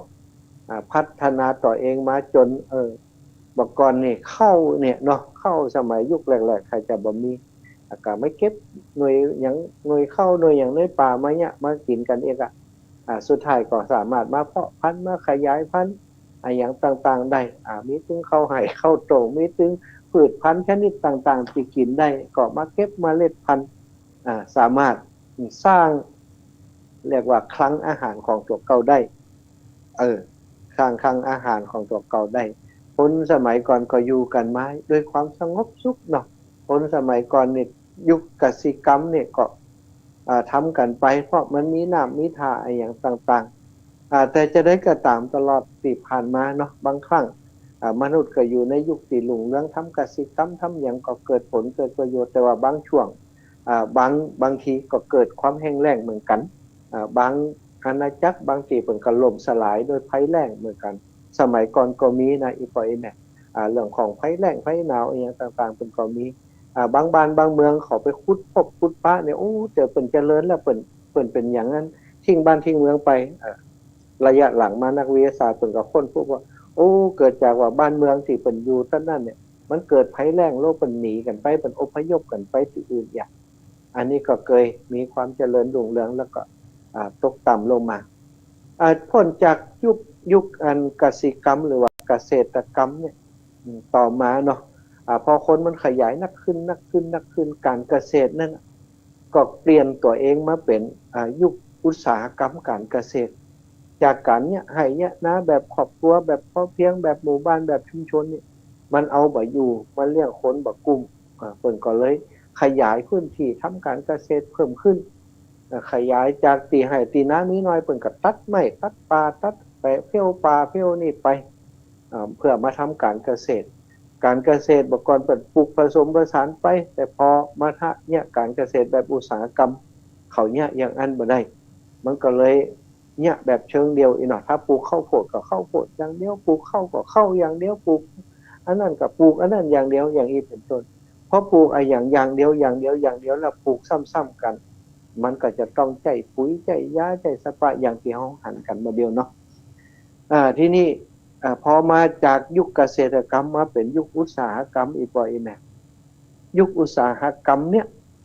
มันจะต้องใช้ทรัพยากรมันมีอุตสาหกรรมอย่างพ้องอุตสาหกรรมเรื่องของอาหารเนาะสมัยแรกๆมันก็เป็นลักษณะที่อย่างอาหารเนี่ยถ้าจะเก็บไว้เหมือนก็ต้องเอามาใส่กระป๋องก็เอามาผ่านอย่างต่างๆวิธีการต่างๆจะต้องไปทำในโรงงานในส่วนที่เป็นอุตสาหกรรมถ้าเป็นอุตสาหกรรมก็ทำใหญ่ทำโตไปเองแล้วก็อุตสาหกรรมที่ว่าเนี่ยมันจะต้องใช้เป็นห้องว่าใช้อันทรัพยากรธรรมชาติจะใช้น้ำใช้ไฟใช้อย่างนักกว่าปกติมันก็บ่ปกติบางครั้งบางทีบางส่วนบางสิ่งบางอย่างก็ต้องมาต้มมาแกงมาใช้ไฟใช้ฟืนใช้แร่ธาตุต่างๆก็มีการใช้เชื้อเพลิงต่างๆจากหลัวจากฟืนเนาะอย่างสมัยก่อนที่อีปอหันอีแม่หันตั้งหลายที่เปิ้นรถไฟหัวจักรไอ้น้ำเนี่ยใจไหม้ขนาดนักเอามาต้มกว่าจะรถไฟจะวิ่งได้นะต่อมาเปิ้นว่าเจ้ามานั้นมันจ้าแล้วก็มันสิ้นเปลืองอันรถไฟลำหนึ่งเนี่ยตั้งหลัวกึ่งล้ำบ่อีกรถไฟขบวนหนึ่งตั้งหลัวกึ่งล้ำเพิ่นก็เลยเปลี่ยนเป็นแหล่อย่างอื่นเป็นถ่านหินก็เอามาเผามันก็ควันขึ้นไปเนาะควันขึ้นไปการเป็นเอาว่าการคมนาคมควันก็เกิดควันเกิดอย่างอะไรต่างๆขึ้นมาอันนี้คือยุคของอุตสาหกรรมอุตสาหกรรมสิ่งท้ออย่างเงี้ยอุตสาหกรรมสิ่งท้อเมื่อก่อนท้อผ้าท้ออย่างเนี่ยกับบ้านกับจองแต่พอต่อมาเนี่ยความต้องการคนมันเกิดขึ้นนักมาท้อมืออยู่กับบ้านกับจองมันบ่ได้บ่ค่อยมันบ่พอก็จำเป็นเปิ่นก็แปลงโรงงานแปลงยังมาสุดท้ายก็มีเครื่องจักรเครื่องยนต์เข้ามาเป็นโรงท้อน่ะท้อก็สอบท้อผ้าท้ออย่างสมัยก่อนที่เฮารู้จักกันโรงท้อก็ทั่วแพร่หลายไปทั่วโลกในปล่อยแม่มจะมีกับบ้านเฮาทั่วโลกเพิ่นก็เนี่ยก็แปลงกันอุตสาหกรรมเครื่องนุ่งห่มเครื่องสิ่งท้ออย่างต่างๆต่อจากนั้นมาก็เป็นอุตสาหกรรมเรื่องเครื่องคว้าคนมันฉลาดขึ้นเนาะนักวิทยาศาสตร์มันเกิดขึ้นนักขึ้นก็คิดคนเรื่องนั้นเรื่องนี้อย่างต่างๆมาเรื่อยๆสุดท้ายมาอุตสาหกรรมอย่างที่เฮาอู้เรื่องคมนาคมเรื่องรถลาตะเกียบอกก่อนรถไฟพลังไอ้น้ำต้องใช้หลอดใช้ฟืนต่อมาใช้ถ่านหินนิกไนก๊าซที่ขุดมาต่อมากลายเป็นว่าไปเอาพลังงานจากธรรมชาติมาเอาฟอสซิลของสัตว์ที่สะสมมาที่เป็นน้ำมันอย่างว่านะเอาน้ำมันมาเป็นตัวเชื้อเพลิงก่อนน้ำมันแก๊สก็ขุดมาเนี่ยอย่างมานี่คือมนุษย์มันฉลาดเนาะมันเจริญแต่ว่าสิ่งที่เอามาน่ะพี่น้องทั้งหลายอีปล่อยเนี่ยทั้งหลายการที่เขาอย่างจะสร้างรถสักคันหนึ่งเนาะใจทรัพยากรธรรมชาตินักอยู่พอสร้างรถขึ้นมาแล้วก็ต้องมีน้ำมันเติมรถ น้ำมันเติมรถมันก่อนรถวันนักกัน2 กันมันก็พอมีปัญหาโรงงานอุตสาหกรรมสมัยก่อนมันก็มี2-3 โรงงานประเทศหนึ่งก็มีโรงทอผ้าเหี่ยบอกกี่โรงนี่แต่พอต่อจากนั้นมามีนักขึ้นโรงงานสปะสะเป็ดมันเกิดขึ้นแต่ละโรงงานเนี่ยก็ใช้พลังงานบอกว่าจะเป็นไฟฟ้าพลังงานเชื้อเพลิงถ่านหินอะไรอย่างต่างๆนี่น้ำท่าเนี่ยใช้อย่างมหาศาล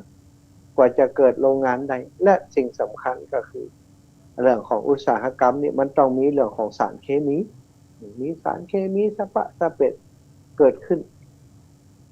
สิ่งเหล่านี้ตอนแรกๆมันก็มีนักต่อใดปล่อยแม่ทั้งหลายพอประเทศตั้งตะวันตกนี่เนาะอย่างตั้งประเทศที่เป็นเจริญเปิ่นมีโรงงานเป็นมีอุตสาหกรรมบ้านเฮาไปหันเปิ่นก็ว่าประเทศเปิ่นเจริญเพราะว่ามีโรงงานอุตสาหกรรมบ้านเฮาก็อยากจะมีพอก็เอามาเนี่ยมาสร้างบ้านเฮา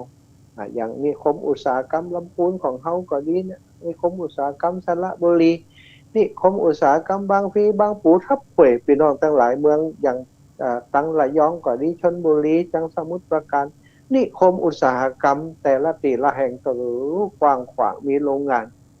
เยอะแยะไปหมดแล้วก็ปล่อยควันขึ้นไปนี่กาเนาะแค่บ้านเฮานะแล้วก็บัดเต่าแต่นั่นรถลาบัดเดียวอีปล่อยแม่พอเตะบ้านแต่ละหลังมีรถกันกี่กันบอกว่ารถจังรถยนต์รถอย่างมูนี่นะรถแต่ละกันเนี่ยก็ปล่อยควันขึ้นไปกันทั่วโลกแล้วทั่วโลกทุกประเทศมีรถเยอะแยะไปหมดรถก็ใช้พลังงานเชื้อเพลิงอย่างต่างๆและก็ควันที่เป็นห้องว่าคาร์บอนนี่เนาะ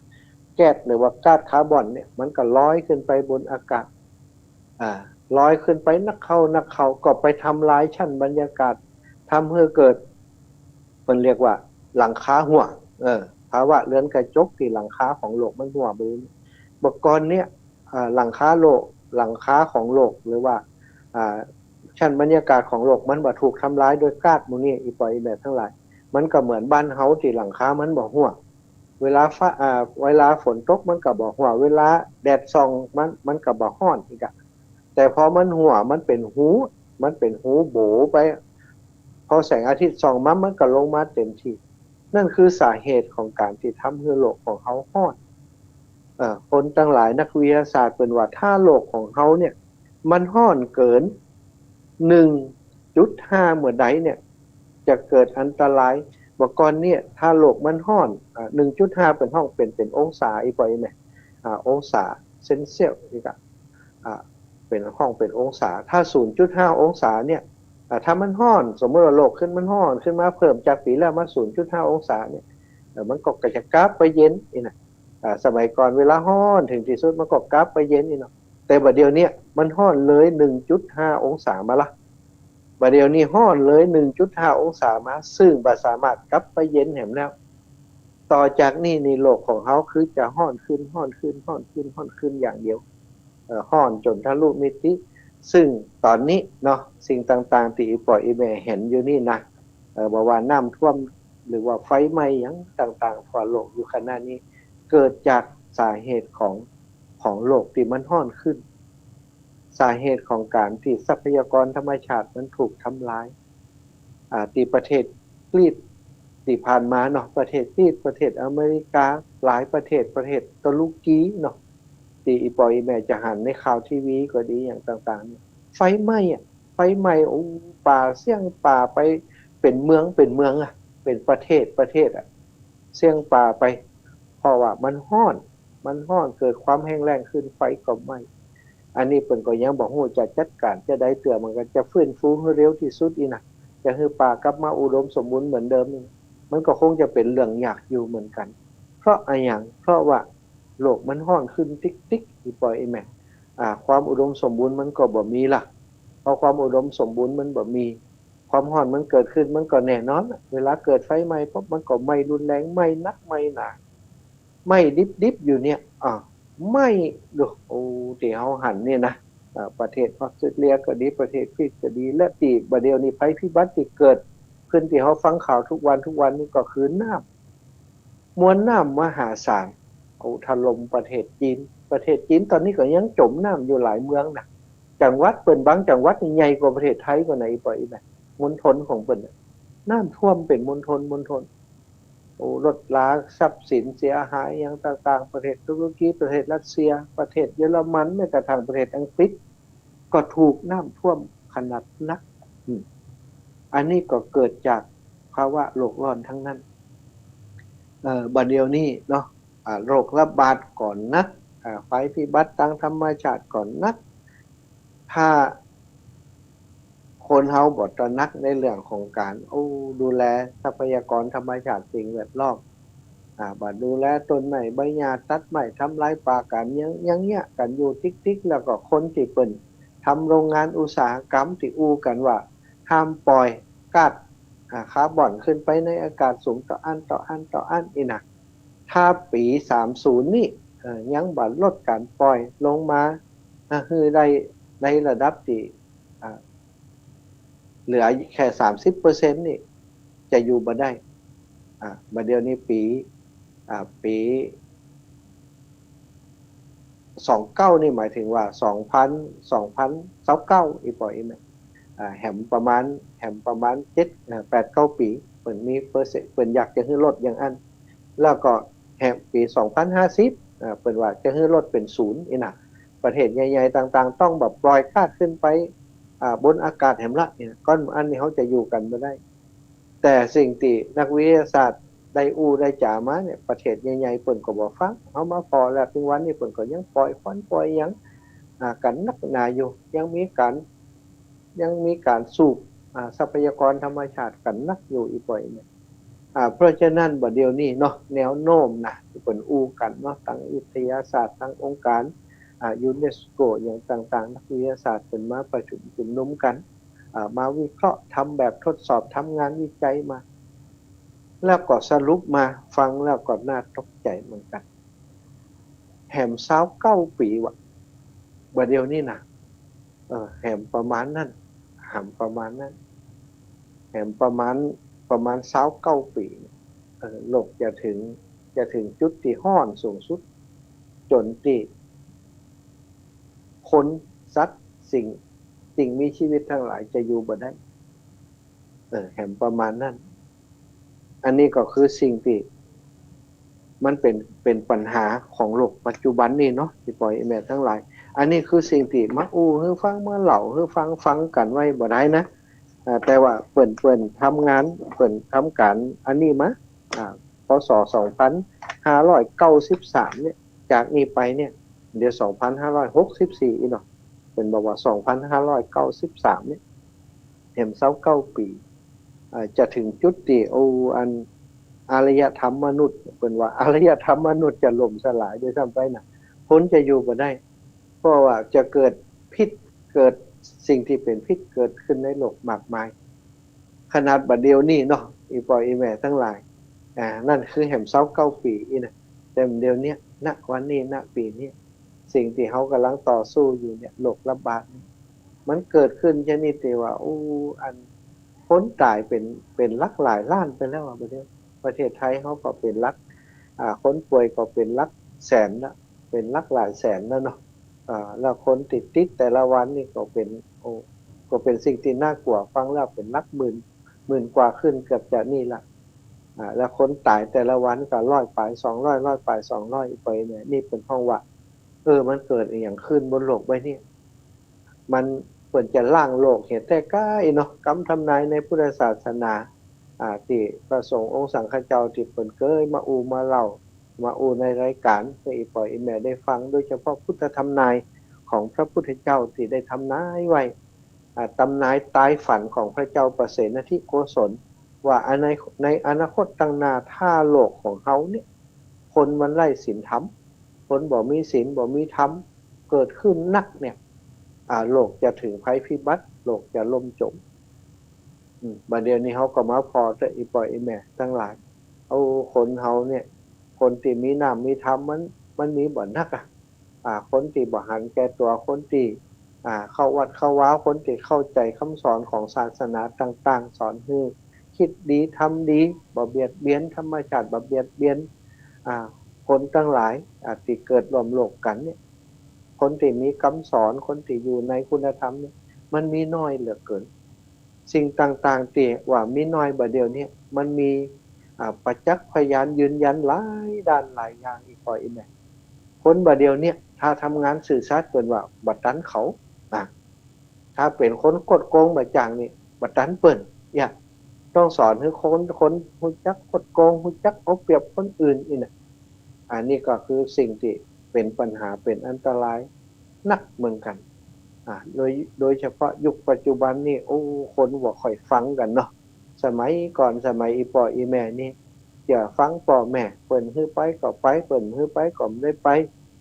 เอาง่ายๆวัฒนธรรมในบ้านในจองที่เฮาอยู่ด้วยกันสมัยก่อนกินข้าวกินปลาถ้าพ่อบ่จ้ำเฮาบ่ได้จ้ำล่ะพ่ออูกรรมเดียวจบมีไผเถียงสักคนว่าอยู่ว่าไป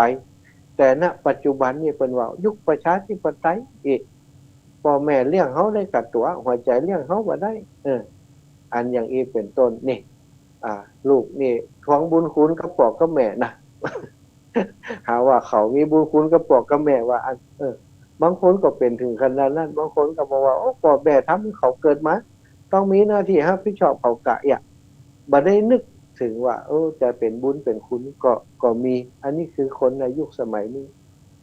สิ่งที่เปลี่ยนไปเนาะอีปอยแม่ทั้งหลายคงจะหันก็คือเรื่องของวัฒนธรรมประเพณีอันดีงามต่างๆมันเปลี่ยนไปจากยุคสมัยของอีปอยอีแม่นักที่เฮามาหันนี้นะเรื่องของการศึกษาก็เปลี่ยนไปการศึกษาบัดเดี๋ยวนี้ณปัจจุบันนี้เป็นการศึกษาที่ส่งเสริมในเรื่องของความสนุกสนานทั้งร่างกายในเรื่องของอาชีพไปมากกว่าบ่มีการศึกษาที่ทำให้คนเติบโตทั้งจิตทั้งใจเลยคนบัดเดี๋ยวนี้กับคนสมัยยุคอีปออีแม่นี่มีภูมิคุ้มกันในชีวิตต่างกันคนสมัยนี้มีความอดทนต่ำมีความอดทนน้อยพิษหัวกันมาก็ทะเลาะเบาะแว้งฆ่าฟันกันถึงหวงกันมาก็ฆ่าฟันกันอย่างนี้เป็นต้นแล้วคนสมัยนี้เนี่ยในพร้อมที่จะผิดศีลได้ทุกเวลาเพื่อจะให้เอาตัวรอดในสังคมไปวันๆวัฒนธรรมประเพณีต่างๆก็เปลี่ยนไปสมัยก่อนเนี่ยมีการมีงานมีปอยเนาะสมัยก่อนยังเอาง่ายๆว่าเปิ้นฟ้อนอีกเด้อน่ะฟ้อนสมัยก่อนฟ้อนเล็บตึงกว่าจะฟ้อนกว่าจะนี่ได้เนาะม่วนนี่น่ะคนสมัยก่อนที่เฮาหันก่อนพอทุกสิ่งทุกอย่างมันเป็นเย็นๆไปคนเฮาก็จิตใจสบาย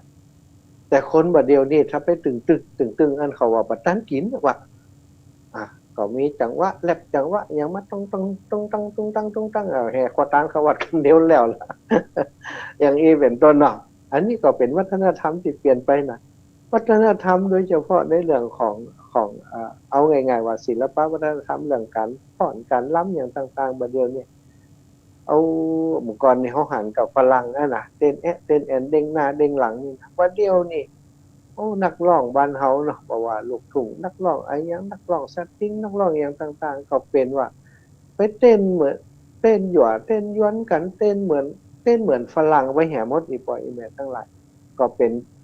ถ้าบ่เต้นอย่างอันเขาบ่ได้ขายบ่ได้ขายเทปบ่ได้ขายลิงก์บ่ได้ขายไล่เขามีไผกดไล่ต้องเต้นคือมันลามกเห็นน้อยต้องแม้กระทั่งภาษาเนาะเดี๋ยวมาประพันธ์เป็นเพลงต่างๆก็บางคำก็ฟังบ่ได้ฟังก็บ่ได้แต่ว่าเขาก็ยังแยกกันอยู่แล้วก็แยกกันไม่ได้จนชินกำกำจ่าที่คนสมัยก่อนเปิ้นบ่กล้าเนี่ยคนสมัยนี้เอามามานี่กันหมดอันนี้เป็นว่าวัฒนธรรมของเฮามันเปลี่ยนไปเพราะหยังเปลี่ยนไปเพราะว่าคุณธรรมศีลธรรมของคนเฮามันลดลงท่านอาจารย์พุทธทาสได้ไว้เมื่อแล้วบอกว่าถ้าศีลธรรมบ่กลับมาโลกาจะวินาศบัดเดี๋ยวนี้เนาะมันถึงจุดที่น่ากลัวว่าถ้าคนขาดศีลขาดธรรมถ้าศีลธรรมบ่กลับมานี่มันวินาศแท้อีปอยอีแม่ทั้งหลายเพราะศีลธรรมมันเป็นตัวควบคุมเหมือนกับเป็นเบรกคือขับรถของเขาเนี่ยบัดเดี๋ยวรถเนี่ยมันวิ่งเร็วหรอมันวิ่งเร็วเพราะสังคมมันเร็วไปเหี้ยกูอยากใครได้หยังบัดเดี๋ยวมีมือถือเครื่องเดียวได้หมดใครดูทีวีใครดูหยังก็ดูในมือถือนี่ใครซื้อของก็ซื้อในมือถือนี่ใครเล่นการพนันมาก็เล่นในมือถือมีหมดอยู่ในนี่โลกมันเร็วสังคมมันเร็ว ถ้ามันเร็วอย่างอีถ้าบ่เอาศีลธรรมบ่เอาคุณธรรมมาเบรกสังคมไว้ก็เหมือนรถที่มันวิ่งไปโดยบ่มีเบรกบัดเดี๋ยวนี้สภาพทุกสิ่งทุกอย่างบนโลกใบนี้มันกลายเป็นเหมือนกับรถที่บ่มีเบรกอีปล่อยอีแม่ทั้งหลายฉะนั้นเนาะเฒ่าแก่พี่น้องหมู่เฮาครูบาอาจารย์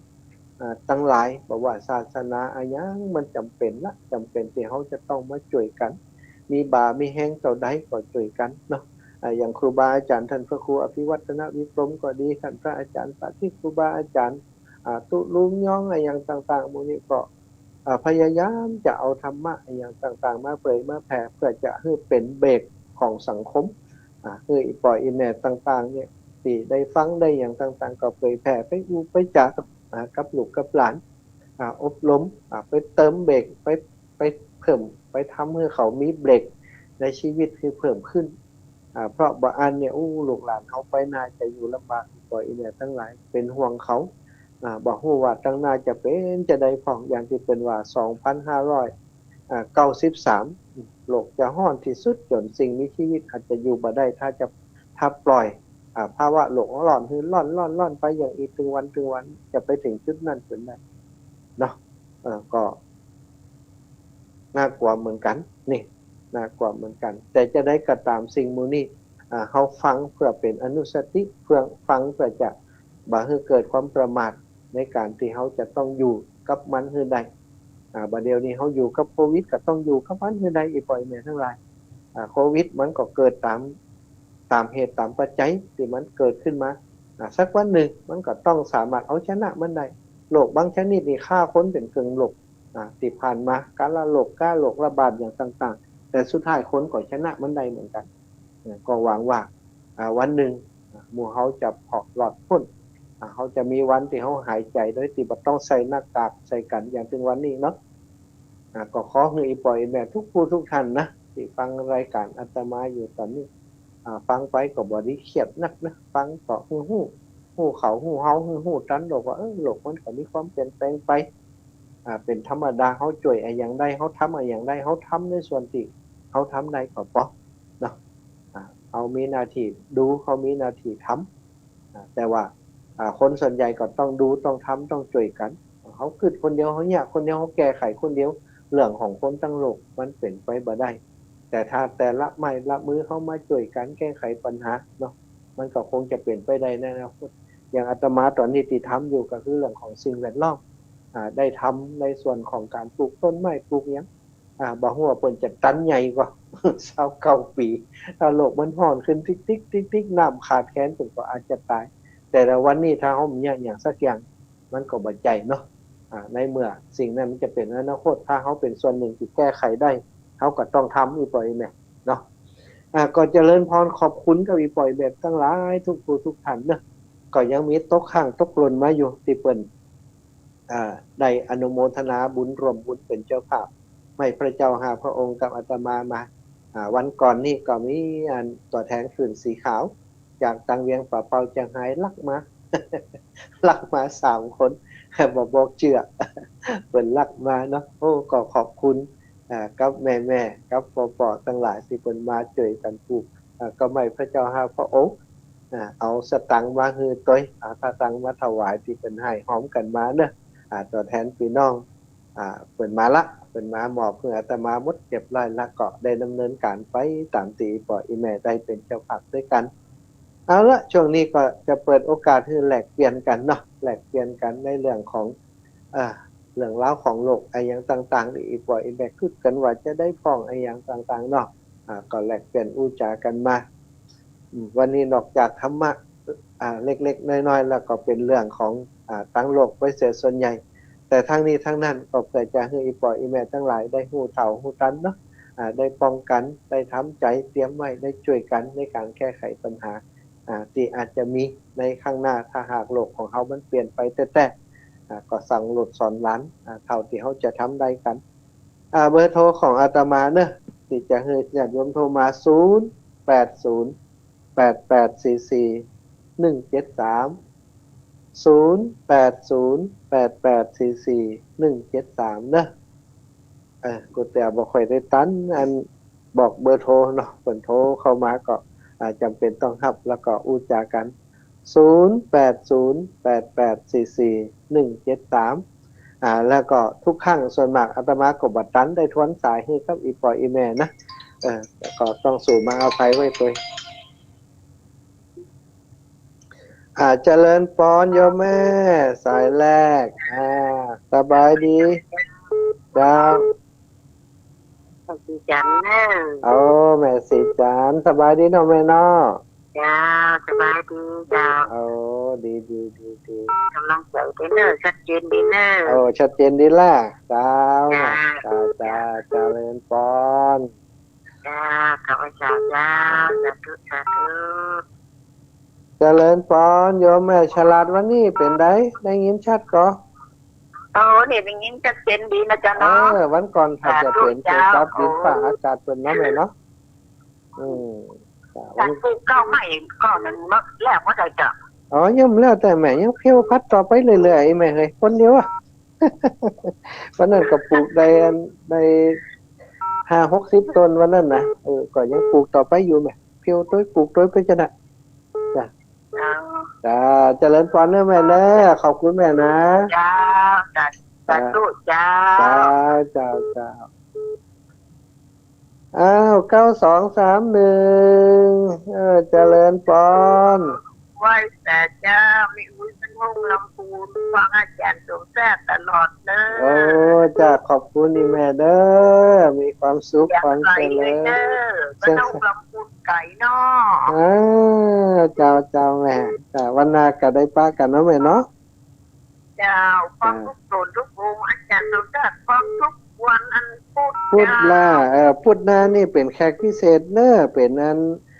แขกรับเชิญพุทธนานี่อาตมาบ่ได้เข้ารายการพี่อุ้ยเป็นตัวแทนเนอะพี่อุ้ย80แล้วนะ80เลยแม่อุ้ยจืดได้จริงอย่างอุ้ยบ่ได้ดิกะ4,000แม่อุ้ย4,000กะเจ้า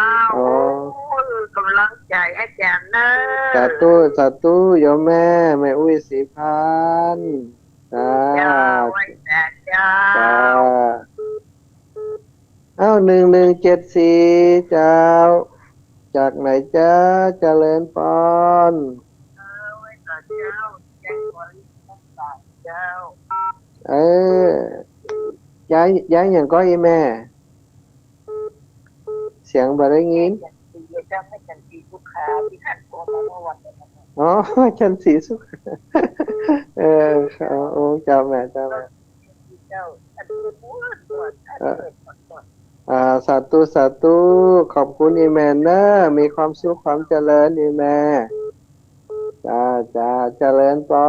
รแม่แสงทอง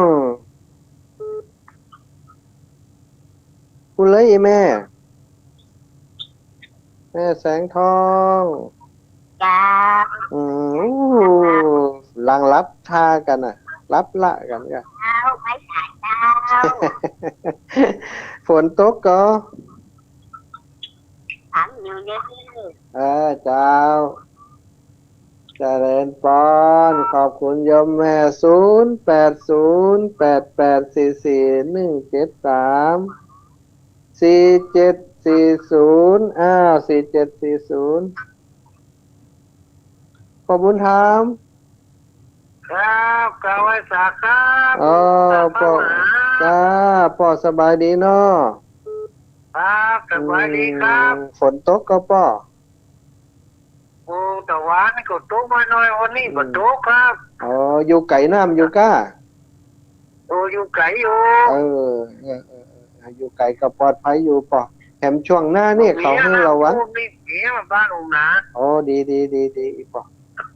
ตัวขอบคุณป่ะเนอะเป็นกำลังใจกันครับเป็นกำลังใจกันนะครับไว้จ้าครับเจริญสุขป่ะเจริญพรโยมแม่สีทอนจ้าไม่สาจ้าพระอาจารย์เสียงชัดเจนดีเนาะฟังอยู่นะเจ้าฟังแต่เจ้าละเจ้าดีฟังทุกคนทุกองเนาะชัดเจนดีเจ้าสาธุเจริญพรขอบคุณโยมแม่เจ้าสาธุเจ้า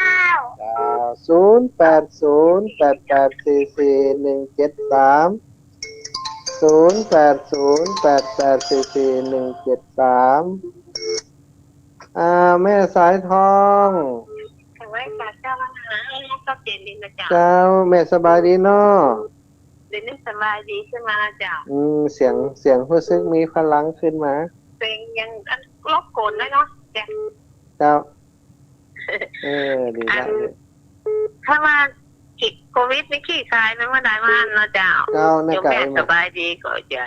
เจ้า ชนเพื่อทำบุญโหมกันเนาะ เจ้าแม่ถึงใดนี่อยู่เดี๋ยวถึงหายโควิดเขาถึงจัดการได้ ได้แต่คำว่าใครหันเปิดนอนตอนนี้ก็โลกลงกัน จ้าถึงได้ห่างกันสักวันเองนะเจ้า จากวันเนาะจากโควิดนี่ขี้คายไปก่อนเนาะ เจ้าแม่จ้าสาธุเนอะเจ้าเจริญพรโยมแม่จ้า เอาไว้ซะ เอาแม่นวลแม่นวล ไว้ซะเจ้า เจ้าเป็นได้แม่สบายดีกอ บายดีเจ้า ฟังชัดเจนดีเนาะ วันนี้ชัดเจนดีเฮ้ย ชัดเจนดีเนาะสัญญาณอากาศคนไทยจะดีฮะเจ้าแม่ กำลังใจเด้อ สาธุเป็นกำลังใจให้แม่ตัวอยู่หลอดปลอดภัยกันทุกคนทุกคนเจ้า จ้า เอาแม่เกลี้ยงบ้านขวดเนาะอำเภอฉลีกะบ้านขวดกำใจไหมเจริญปอน ไม่ใช่เจ้านะจ๊ะ แม่เกลี้ยงมันก็บ่ใจได้ยินจะดีไหมจ้าแม่สายรุดไปเนาะแม่ศรีกุลแม่ศรีกุลเจริญปอนโยมแม่ บ้านหนองลอก แม่ศรีกุลบ้านหนองร่องแร่ เจ้า เจ้าฟังชัดเจนดีเนาะแม่เนาะ เจ้า ดีติดตามฟันทุกตนทุกองค์เนาะแม่เด้อ จ้า สาธุเจริญปอน0808844173เนอะ0808844173เจริญปอนพ่อเจริญสีหมวดเกล้าได้ยินก่อยป้อว่าอู้เลยป้อมันมาได้ออกไปดูค่ะ ออกอยู่ป้อกำลังออกอยู่ ออกนะ อันนี้พอเจริญเหรอครับ ป้อสบายดีเนาะไม่เอาหาการพอเจริญ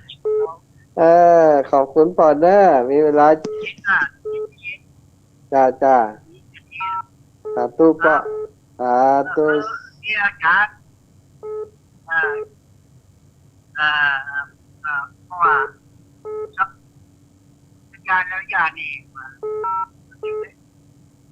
จ้าเลยแต่อีกก่อนเด้อป้อเด้อจ้าวันไหนผมวางก่อขึ้นไปหากันเด้อป้อเด้อจ้าสาธุป้อแม่อุ้ยสายเมืองเสมิงเจริญปอนจ้าฝนตกก่อบ้านเฮาฝนตกวันข้ามดีไปอยู่ใกล้น้ำก้าอยู่ใกล้น้ำก็โทรหาจานน่ะล่ะออกรายการกระโทรได้เด้อว่าหลังถ้าโทรมันติดก็ออกรายการกระโทรได้อีกตลอดน่ะจึงมายอมแพ้มันเหรอมายอมแพ้มันสาธุขอบคุณขอบคุณกำลังใจเด้อแม่เด้อวัดสานะจ้าสาธุแม่หวังอินมงคลเจ้าแม่ยุติลูกก็ถือเจ้าโยมแม่อยู่ฉีดยาแล้วเนาะปลอดภัยเนาะโยมแม่ไม่ได้ฉีดเจ้ายังแหละคือเขาฉีดก่อนเนาะ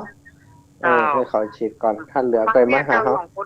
สาว โอ้เจ้าสาธุโยมแม่ขอบคุณหลายๆเจ้า3903เอาเจริญปอน3903รายงานตัวหน่อย เจ้าท่านอาจารย์ เจ้าจ้า จากเกี่ยวกันไหน อ๋ออีแม่ตาไหนเจ้าสาธุขอบคุณอีแม่เด้อจ้า เจ้า เจ้าอ้าวแม่ยายอ้วนโอ้บอกป้ากันเหมือนแล้วนี่นะ เจ้าเจ้า ยังรับเจอแล้วรับกังเห็นกะฮะกังก็ตื่นมานี่ฮะฝนตกก็แม่เจ้าจ้าขอบคุณนี่แม่เด้อเป็นกำลังใจให้กันจ้าสาธุขออนุญาตรับอีกหนึ่งสายจะคืนรายการให้กับสถานีเนอสถานทั้งหลายแม่แก้วพระยาโสมแม่แก้วคนงามสาวเจริญพรอีแม่สบายดีเนาะ เจ้าสบายดี เจ้า ขอบใจไว้หวานได้เป็นบัตร นักกะครับเหมือนนะบ่เป็นอย่างเนาะแม่เนาะอดเอาเด้อวันนาทำว่าโควิดกับรู้ต่างไปแล้วคนก็ว่าเอาไปจ้าเข้าถึงไงดีกว่าเพราะวันนี้เจ้าเหม็นไปเนาะไปสุดตอนเนี่ยฟังคำสุดเด้อจ้าเห็นนะแม่เนอขอบคุณแม่เนอหมดเวลาหมดแล้วแม่จ้าจะเกณฑ์ดีเนอร์จ้าสาธุอายุวันโนสุขังภะลังเจ้าจัตตาโลธรรมาวัฏันติอายุวันโนสุขังภะลังตถาญาติโยมทุกผู้ทุกคนจุผู้จุทันเด้อมีแต่ความสุขมีแต่ความเจริญ